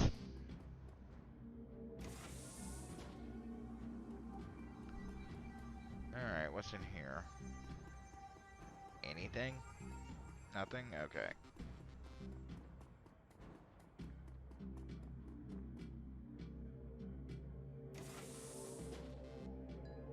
Okay, what do we got in here? My code, he keeps her clothes in boxes on the floor. Stands littered with action movies and cigarette butts. Frame painting of Chicago skyline, done in stylized silhouette. Coyote has a diary with several papers sticking out of it. Okay, open the diary to the first paper. There's a receipt stuck between the pages and a diary entry. Well, let's see what the diary entry says. I came back from my shift to find 4 of Paco's goons sleeping out on our apartment floor. It's getting frackin' ridiculous. I want to be with him, but with the real Paco, but this Cutter direct keeps messing everything up. I love him, but he's totally different with the gang. It's how I make cash, baby, he always says. I try telling him he doesn't need the cash. I can support both of us while making Seamsters Union. That he still goes on these runs. With these bozos all over my floor. I feel like he's just trying to see how far he can push me before I kick him out. I try to be patient, but why does he all have to be one way? As soon as the last cutter was out the door, I lost it. I told him that if he ever pulled Drek like this again, that he'd be sleeping in the alley. Of course, he begged and pleaded with me, telling me it wouldn't happen again. I don't want to deal with this anymore, but I don't want him to leave. He's the reason I got through all that stuff last year, got my bartending license, got this apartment, and this life. I know he cares about me and loves me. More than his involvement with the Cutters, I just wish he would slice out that gang from my life altogether. Slice out the fear that comes along with it. Let's take a look at the receipt. Receipt for Browning Max Power Pistol, Jen Park downstairs with a note saying how big guns on hot women turn her on. Classy. Different page. Paper has a handwritten poem on it and a diary entry. Okay, diary entry. Sometimes seems like Paco reads my mind, or my diary. Maybe he does the latter. I wouldn't be surprised. Hi, Paco. Ever since last week, he hasn't mentioned the Cutters once. He leaves the apartment with a see in a few hours, babe, and returns later without comment. I don't know if he's really going to help. If it's really going to help for us to avoid the subject and conversation completely. But I felt better without our constant arguing about it. The last 2 nights I've come home to work with Paco waiting up for me, slouching on the old dumpster couch with a novel 4 inches from his face. I imagine as I turn the key in the door, he perks up and makes himself look especially studious when I get the door open. Seems superficially surprised to see me, but I love his little act. Oh, there's a poem. Let's just say that Paco should stick to guns and motorcycles and leave poetry to others. Oh, that's cold. Let's see, take a look at the picture. Picture shows a young girl with caramel skin and brown hair. She has a snake wrapped around her arm, and she's smiling. The back of the photograph has shadows scrawled on it. And take a look at the receipt. COD receipt for special order, 5 pounds of zebra meat from Maury's Meat Emporium, located near Pike Place Market. Zebra meat? What? Is that euphemism for something? And a receipt for a wall space installed near the bathroom door, set to a combination of 342436. Let's check this out first then. Okay, good. I don't have to remember the fucking code. The safe beats cheerfully in response and the door comes open. Why, yes, I will take that grenade. Thank you. Let's check the computer. Coyote's computer's ancient, probably fished out of a junkyard. Doesn't even have a data jack, and the cracked display is covered with fingerprints. Tapping the keyboard causes the dust cake fans to spin up, only to display on screen. Password? Without the password, the only other button on the screen is password recovery option. Alright, password recovery. Childhood pet. Shadow, that looks familiar. A musical act. Shit.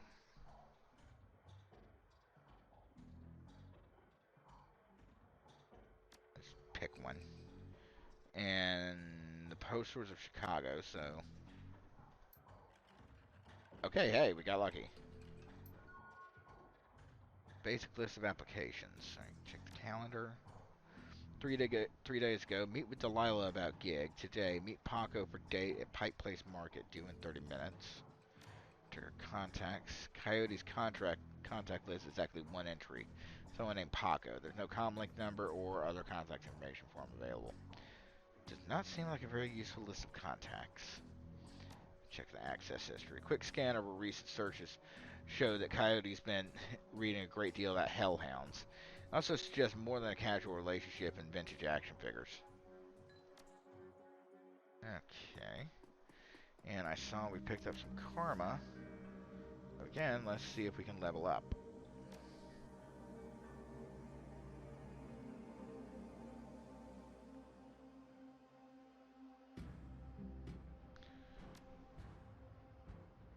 Okay. Yeah, we'll take decking 3. The more I can get in and fuck a computer system, the better.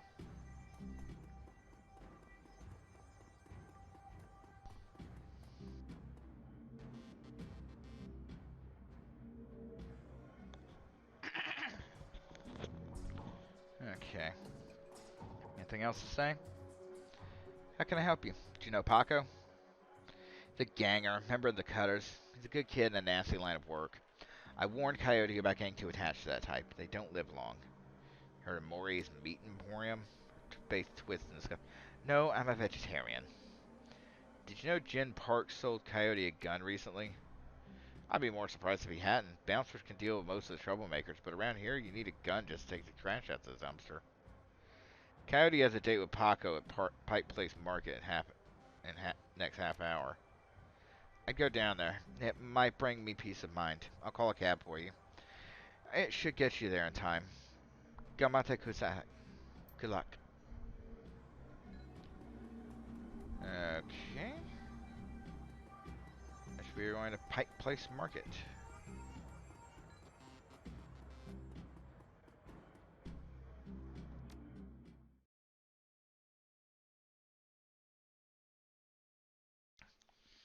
The Pike Place Market. You catch a cab from Touristville to Pike Place Market, a mercifully quiet ride that takes you from probably going to be mugged to probably going to pay too much for your drinks.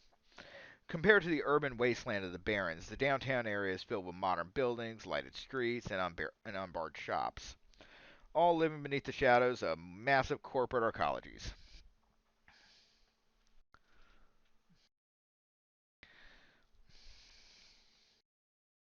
For many, these arcologies are home. For others, they're hulking monuments to where the world went wrong. Famous for its fishmongers, Pike Place Market has been around since the early 1900s, overlooking the bay. Now it's a market for all things, legal and illegal. A melting pot of the haves and have-nots. Even though most of the shops are closed, the sights and sounds and smells of the market hit you from the moment you step out of the cab. And then Doc Wolverine says you'll have a lot of fun with your handler if you get to Shadowrun Hong Kong. I've got that in my library, Doc, and I do plan on hitting it up after finishing this game. Because I'm a continuity nerd and I like things in order. The handsome young man turns away from the crowd and fixes you with his full, completely undivided attention. Sir, you were a beautiful dwarf, but you could be so much more! Uh, what are you selling? I'm not selling anything. We are giving away the secrets to a more fulfilling, happy, and productive life. Okay, I'll bite. What are the secrets to a more fulfilling, happy, and productive life? And how does it have anything to do with Thetans? The first step is to simply come and listen. Tomorrow night, Lynn Tellerestrian will be speaking about the importance of family in the sixth world. Please join us tomorrow, and the secrets to a better life shall be revealed to you. He smiles and turns back to the crowd. Okay, so yeah, you're totally not a fucking cult.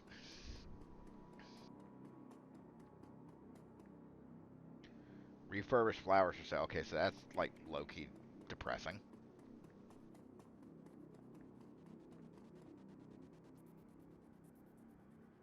The kid in front of you.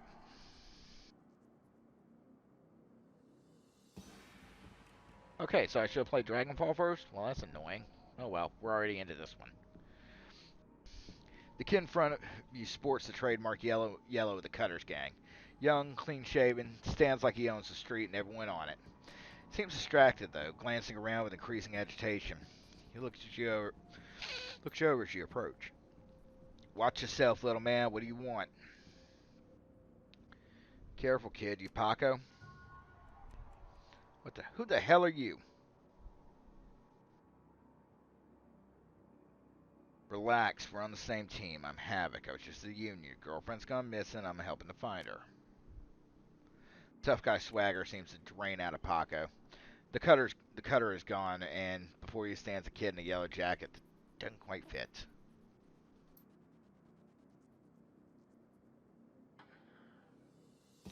Coyote's missing? Oh man, that would explain.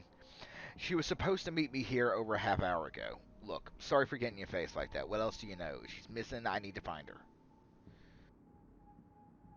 You know a fixer named Mr. Delilah? Coyote had a meeting with him a few days ago. I know of him, sure. Blake doesn't allow any cutters to take side gigs, though. I got no reason to deal with him. Coyote said he hadn't said anything about taking on new work. Wait a minute. Wreck. I know where she went. Damn it! Why couldn't she wait? Damn it!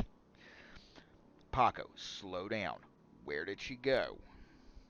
The Royale Apartments, the landlord, Stevie J, runs a drug ring out of that hellhole. Coyote grew up there. Doesn't like to talk about it much. She's been looking for a way to settle the score with that guy for years. A few days back, I heard Mr. Delilah was looking for runners to steal some sort of item out from Stevie J's nose. She must have taken the job. I'm sure of it. If it's thugs caught her. Grim determination in Paco's eyes. I'm going over there. You coming? One more thing. Coyote had a receipt from some zebra meat from a place called Maury's Meat Market. Ever heard of it? Zebra meat what? Look, that shop's just down the block if you want to check it out. But I'm going to the Royale with or without your help. What's it gonna be? I'm in. Don't worry. We'll get her back, kid. Damn right we will. Kid, you don't look old enough to shave, so maybe dial it down a notch and let the grown-up take charge.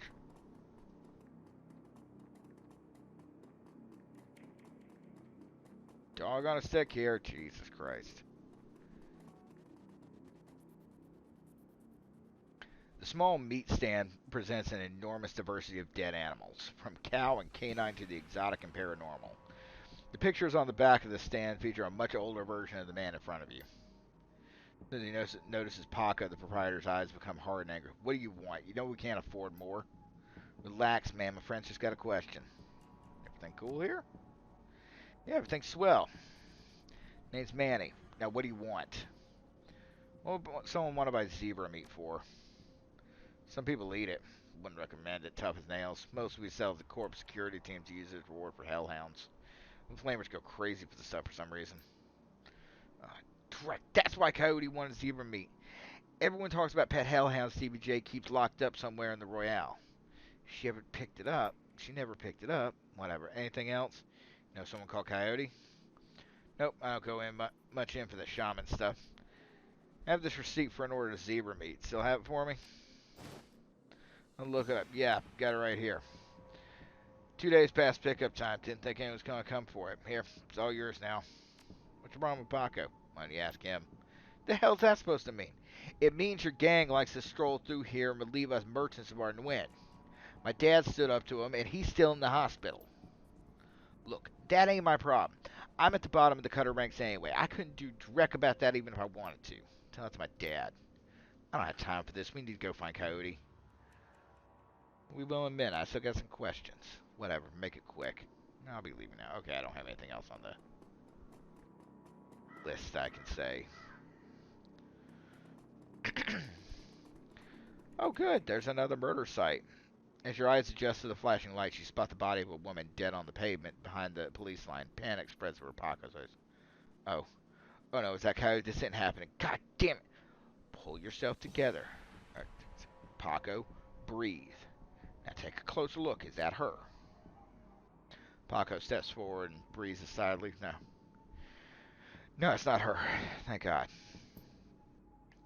Look, let's not hang out here too long. Too many Lone Star pigs around.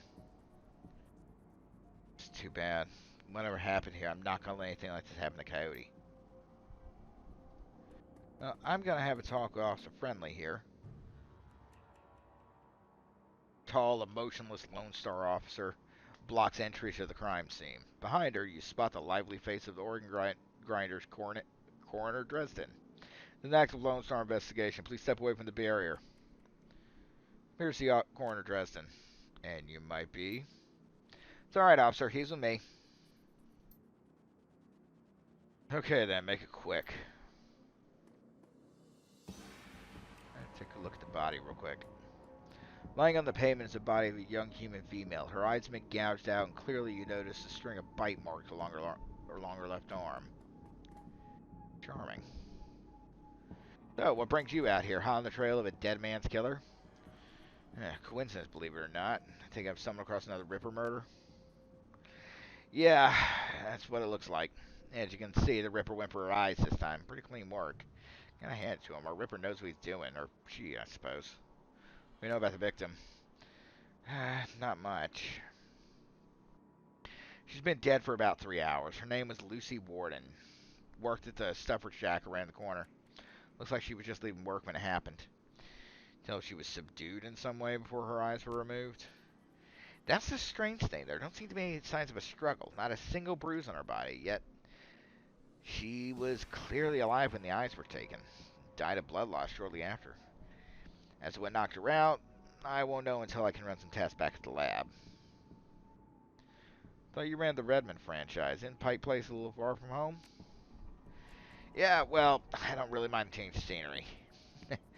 The coroner for downtown branches out on maternity, so I told management I'd cover for her on this one. Plus, I want the sicko caught with the bite marks on her arm.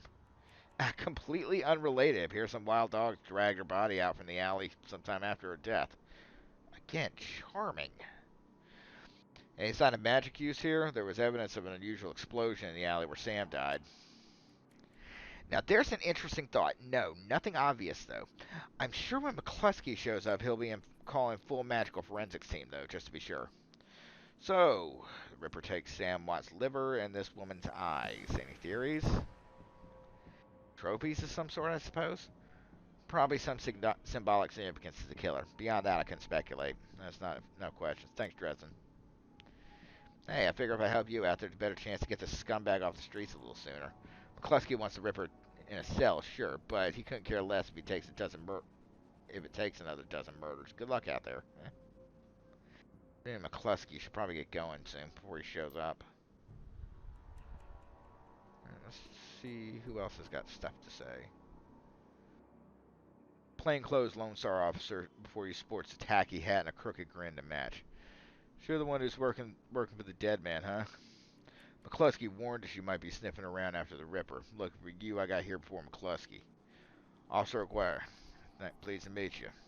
I seen this crime scene. It's going nowhere fast. What can I do for you? We can tell me about the murder that took place here. Not much, really. We know it was about 3 hours ago. We know that her eyes have been surgically removed. Didn't need Dresden to figure that much out. He's been looking at the body, though, so he might have more. I've been scanning the rest of the scene, looking for witnesses. No luck so far. Damn Ripper might as well have been a ghost. Take you and McCluskey don't see eye to eye. Let's say McCluskey and I have conflicting interests. Any leads on the Ripper I should know about? Ha! Plenty. If you ask McCluskey. The truth is, we're as clueless as anyone else probably are. Thanks for your time, officer. Hey, hold on a minute there. You haven't put in a donation for the Lonely Orphans Fund. Yeah, see, you make a contribution to the fund, I put you on a list, and let you know next time you find any orphans you might be interested in. Well, I'm always interested in finding out about any new orphans you discover. Excellent. Say 300 win? Yeah, even 100 win would make a big difference for an orphan these days. Yeah, well, some orphans have more expensive tastes than others. 200 if you can take it or leave it. Yeah, say 200. Space splits into a wide grin. Excellent. I'll start an account for you. We get any useful leads on the Ripper, I'll give you a call. Now, I'd better get back to work before McCluskey shows up. See you around. And what about you, Holmes? The elf standing before you may quite possibly be the ugliest elf you've ever seen. His meticulously clean lab coat, formal jacket, and old-fashioned bow tie give him the look of an undertaker from centuries past. He notices you approach, locks eyes with you, smiling a thin, unnerving smile. Hello there, stranger. But I inquired, do you know which organ grinder's facility this body will be removed to? Who's asking? Oh, I'm no one of consequence. Never mind that, though. A good evening to you, your friend the coroner. Okay, so that is obviously the killer.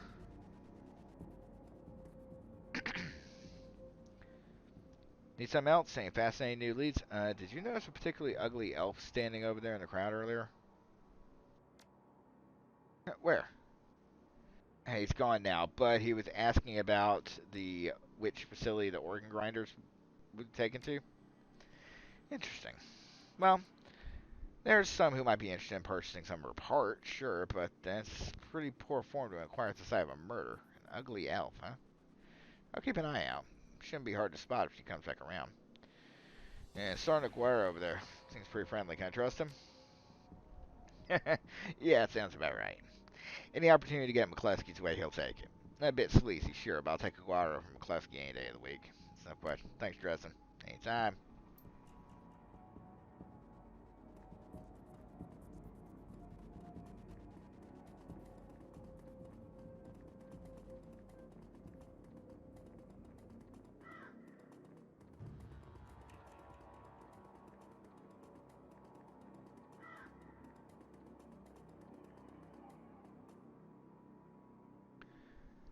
The orc before you wears a standard stuffer shack employee getup.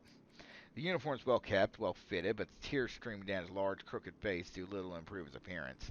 He doesn't seem to notice your approach. Hoy, friend. Everything okay? No. It's my friend on the pavement over there, Blind Lucy. We worked here for 3 years together now. I guess the Ripper got her. Blind Lucy? Lucy wasn't completely blind, but she was legally blind. She had to wear these huge glasses and hold things up right up to her face. She got new eyes about a year ago. Any idea how she scored these new eyes? No, she called it. She wouldn't talk much about it. Called it her stroke of luck. I guess her luck ran out. Seen much strange in the store lately? I see weird stuff every day. It's a stuffer shack, but no stranger than usual. Lucy have any enemies? I'm not sure. She had an ugly breakup with her boyfriend after getting those new eyes put in. He got pretty upset for some reason, wouldn't leave Lucy be until she filed a restraining order. It all seemed to die down a while ago, though. When was the last time you saw her?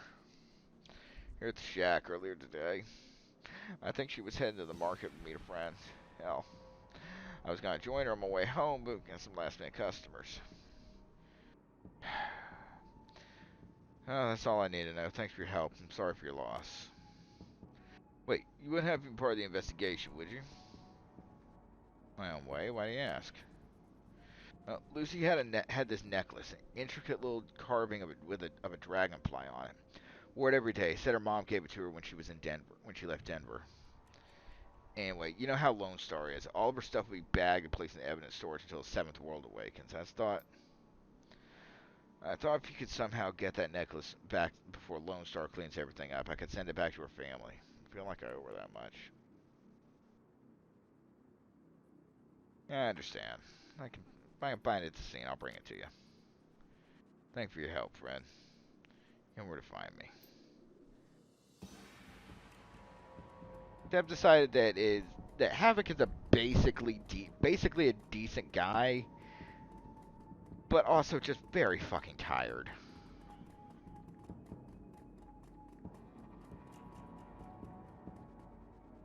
You scan the ground near Lucy's body and spot a small wooden object, mostly hidden beneath beneath the dead woman's hair. This must be the necklace Frank was talking about. Thin, broken cord trails off to one side. Must have snapped during the struggle.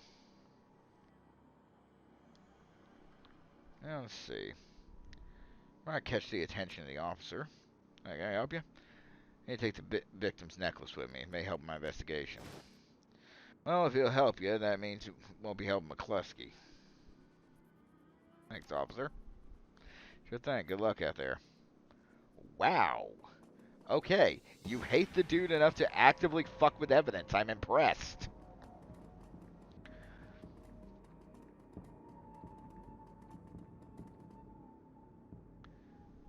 We able to find Lucas' necklace? We got it right here, Frank. Send it to her family. Sense of weight lifting off Frank's shoulders. I'm glad I can do this much for Lucy, at least. Thank you, friend. I owe you. Happy to help. Let's see. We got some more karma to spend. Yes, we do. And I've got a sneaking suspicion we're going to end one last round of combat before the end of the evening, so... Let's see. Bought that machete. Should get a melee weapon to go with it. Dot melee to go with it.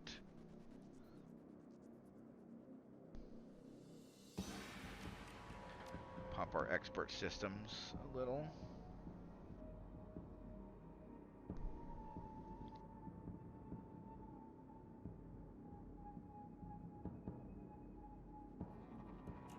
And we'll take a second point of pistol.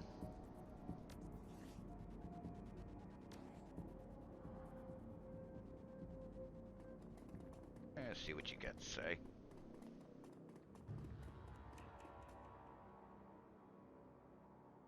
Hey, guy, you got any action to win? I seen some sucker zoom from the shack over there. Here, have 10. Nutrasoid cakes fill you up for longer. Thanks, chummer.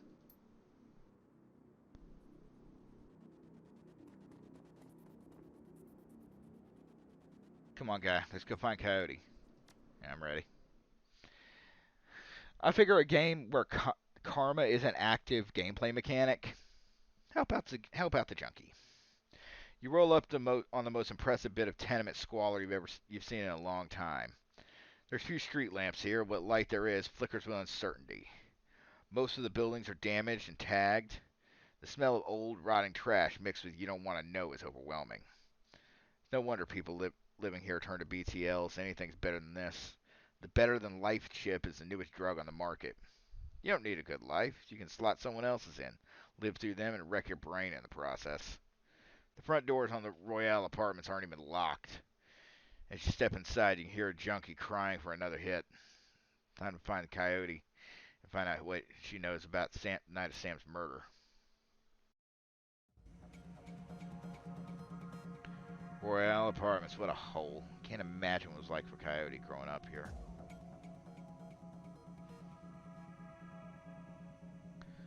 Hellhole full of junkies. Looks like CBJ gets their rent money and their drug money. If Coyote's here, we gotta hurry. She's good, but these BTL guys pay to stay well informed. They may have known she was coming. Well, let's see what we can get out of who. Hey, spare some wind. Like he's breaking it better than life, Chet, right? Yes, I just need another BTL to get through the day. Something pretty, something soft. Sure, I get it. You seen a woman come through here today? Armed, looking for trouble? Maybe I can credit you. Yes, no. Hell, what do you want me to say? I'll give you anything. I'll tell you anything. Everything, please. Sorry if I can't help you. You should leave this place if you can. But that doesn't make sense. BTLs are here. I just need something. Fucking junkies. Down this way. No.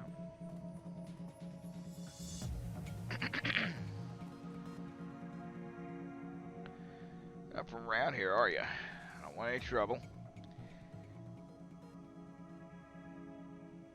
Easy, Gramps. Just looking for information, then I'm gone.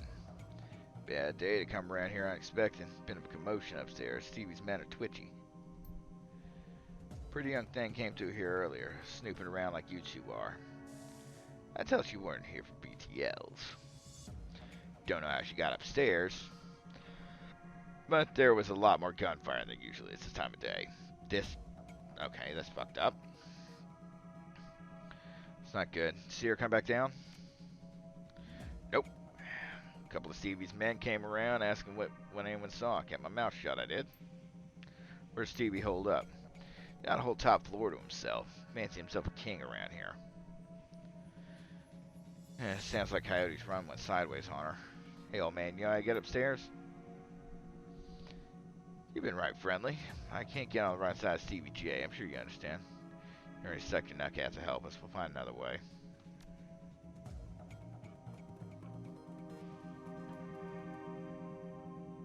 Stop your pleading. Your boy's got debts and we're collecting. Please, Riker, no, he's my son. Get your ass back in your squad before I break something else. I'll send him upstairs instead. You want me to give him to Stevie? Maybe after he kills that girl we caught. Pig, give Zipper back now or you'll bleed on me. Zipper's gone. Get yourself a new kid. Oh, God, no, please, no. Okay, let's find out what's up here. And then we go and kill that asshole. Alright, we're killing him regardless, so... This is my home. Get out! What was that all about? Why do you care? My son. The bastard took my son. Who took your son? What's CBJ's goons? Riker. Runs that filthy BTL squad across the hall. My son, Zipper. He's not a strong boy, and Riker knows it. Lured him in with those damn chips. Better than life. What life? Now they're torturing him in there. What's a BTL, and why do they need your son? They don't have BTL where you're from? It's an illegal type of SimSense recording. You know, a recording of brain patterns or something. They slot into your head, and it's like you're there, living whatever it was they recorded.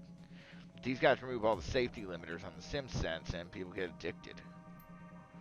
Riker over there has his own recording studio, so he can make his own product. They're using my son as a guinea pig to record a torture BTL, so that his boss, Stevie J, upstairs can torture anyone he likes just by sliding the chip. Doesn't even have to lay a hand on him. Over him, say they got a special guest up in the penthouse right now. Must be Coyote. We gotta get up there. Keep it together, Paco. She's still alive. Stay frosty. Yeah, you're right. I'll be okay. What about my son? If I can save your son while we're I'll see if I can save your son while we're saving our friend. Thank you. Okay, I saw something lootable up here. Yep, there. I will always steal your shit.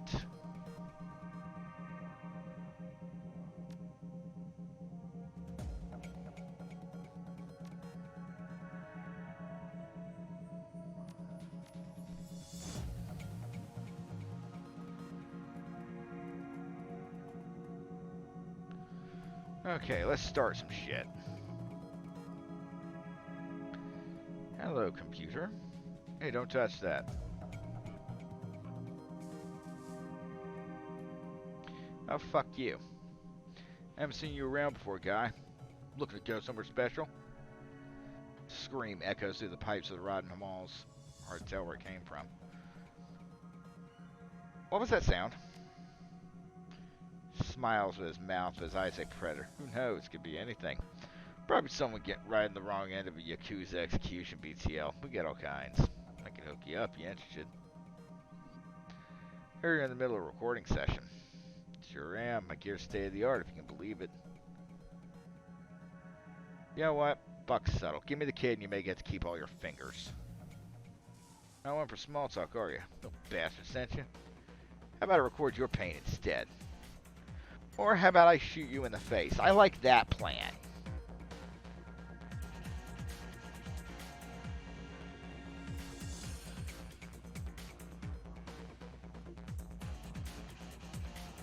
Paco, crack the fucker.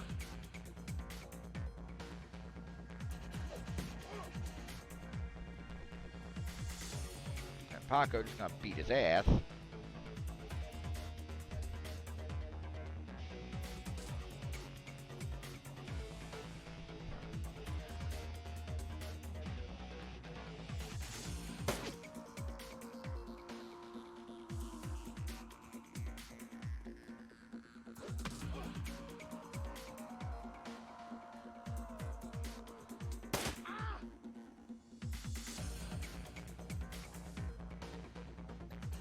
Let's fuck with his head a little, make him easier to hit, and shoot him a lot.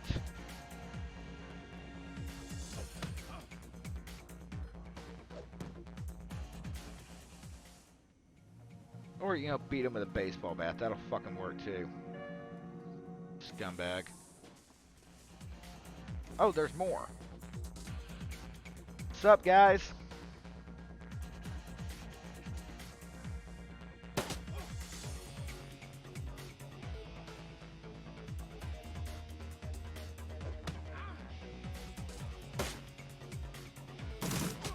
Point blank and you can't hit, Holmes. Good to know. Fortunately, my eye ain't quite as good, so we'll fuck with you a little, then shoot you. Okay, Paco's good on health. Paco's good on health. Fucking really, bro?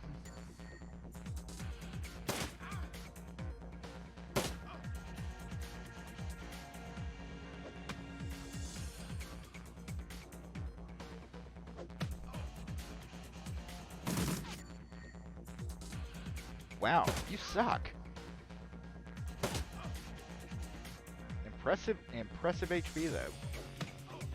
Shot him, what, 5 times now? And finally just beat him to death with a baseball bat. Okay, looks like I pick a elevator passcode. Let's see what else is around here. BTL junkies twitch in the throw of their sordid dreams, at least as long as their creds are good.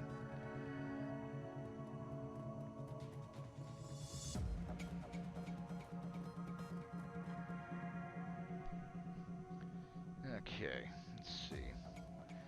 Again, the BTL library. Send a happy BTL to the plugged-in junkies. Keep them out of the way.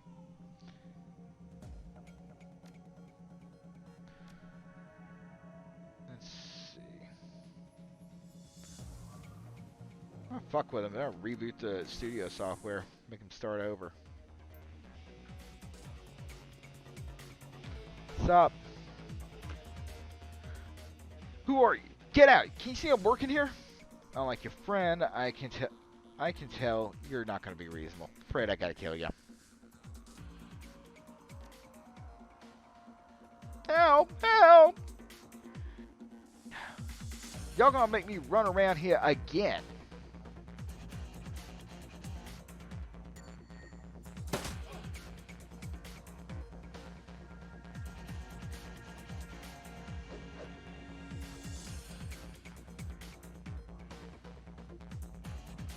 Real sick of this punk ass.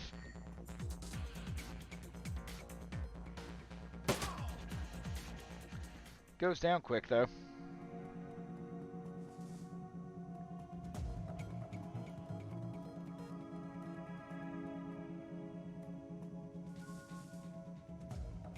I don't know who you are, but thanks. Got lucky to get a kid. If I were you, I'd play it safe from now. You don't get lucky twice. Ugh, I don't think I can move. Can you at least tell my dad? Jesus, kid.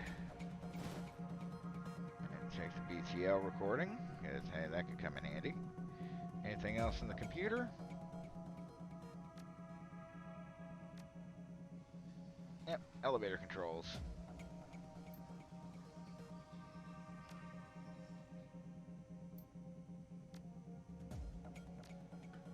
And now that I've done all the things, I go tell the kid's dad that he's okay, because we're nice.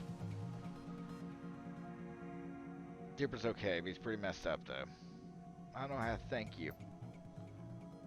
Money is good. I like money.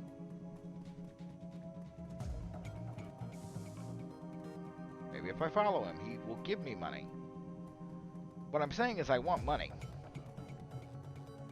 Okay, no option to talk to him. Shit.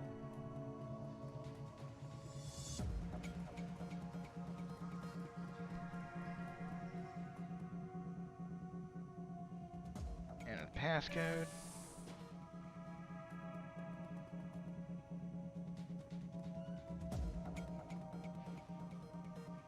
And push the button for the penthouse. Havoc, we go up there. I ain't leaving until we find Coyote. Why are we going up? CBJ's penthouse apartment might have been nice at one point in time. Classic, even. But now it's filled with neon tube lighting, broken down furniture, piles of rubbish, crates containing who knows what. Still, compared to the rest of what you've seen, it's positively palatial. The only thing marring the penthouse's pseudo-luxury is a woman's cry of pain in the distance, followed by laughter. Someone's being tortured for another's pleasure. You step deeper into the apartment. Alright. Okay, and that seems like a good place to call it for the evening, folks. We are going to stop here. We will be picking this up next Tuesday, same time, 8 p.m. Eastern. Tomorrow night on the channel, we will be back here with Nines and Werewolf the Apocalypse, Earthblood. Thursday night, actually, there is no show Thursday night. For now. Werewolf the Apocalypse, Blood and Silver is becoming Werewolf the Apocalypse, A World of Rage, and it is coming back soon. The recap video from Season 1 went up on YouTube today. You can find the link to our YouTube channel attached to our Twitch page here. Friday, we will be returning to Ferelden with Dragon Age Origins and yet more Dwarven drama. Saturday, we are taking the day off. Sunday, we'll be heading back to Eorzea with Final Fantasy 18, our 8-foot cat boy Jeremiah, as we continue our trek to level 25 and starting the Infernal Legion Free Company. Once again, closing out tonight, if you look below the video here, both on Twitch and YouTube, you will find a link to our PayPal. If you want to tip your DM, the coins for the ferryman are always appreciated. There's a link to our Patreon. Their exclusive content has been posted. More is on the way as it gets produced, as we work out technical stuff and figure out how we do what we do here at Inferno Gaming. Also, there is a link to our Discord server. If you want to join us, there's a few private rooms there. They're just for Patreon backers, but the server itself is open to all, and there's a fairly nice community forming up there. Anyway, folks, thanks for joining me tonight. I'm looking forward to seeing y'all. Next time. Have a good night. Stay safe. Wear your mask, and if you can get your shots, get your shots. Good night.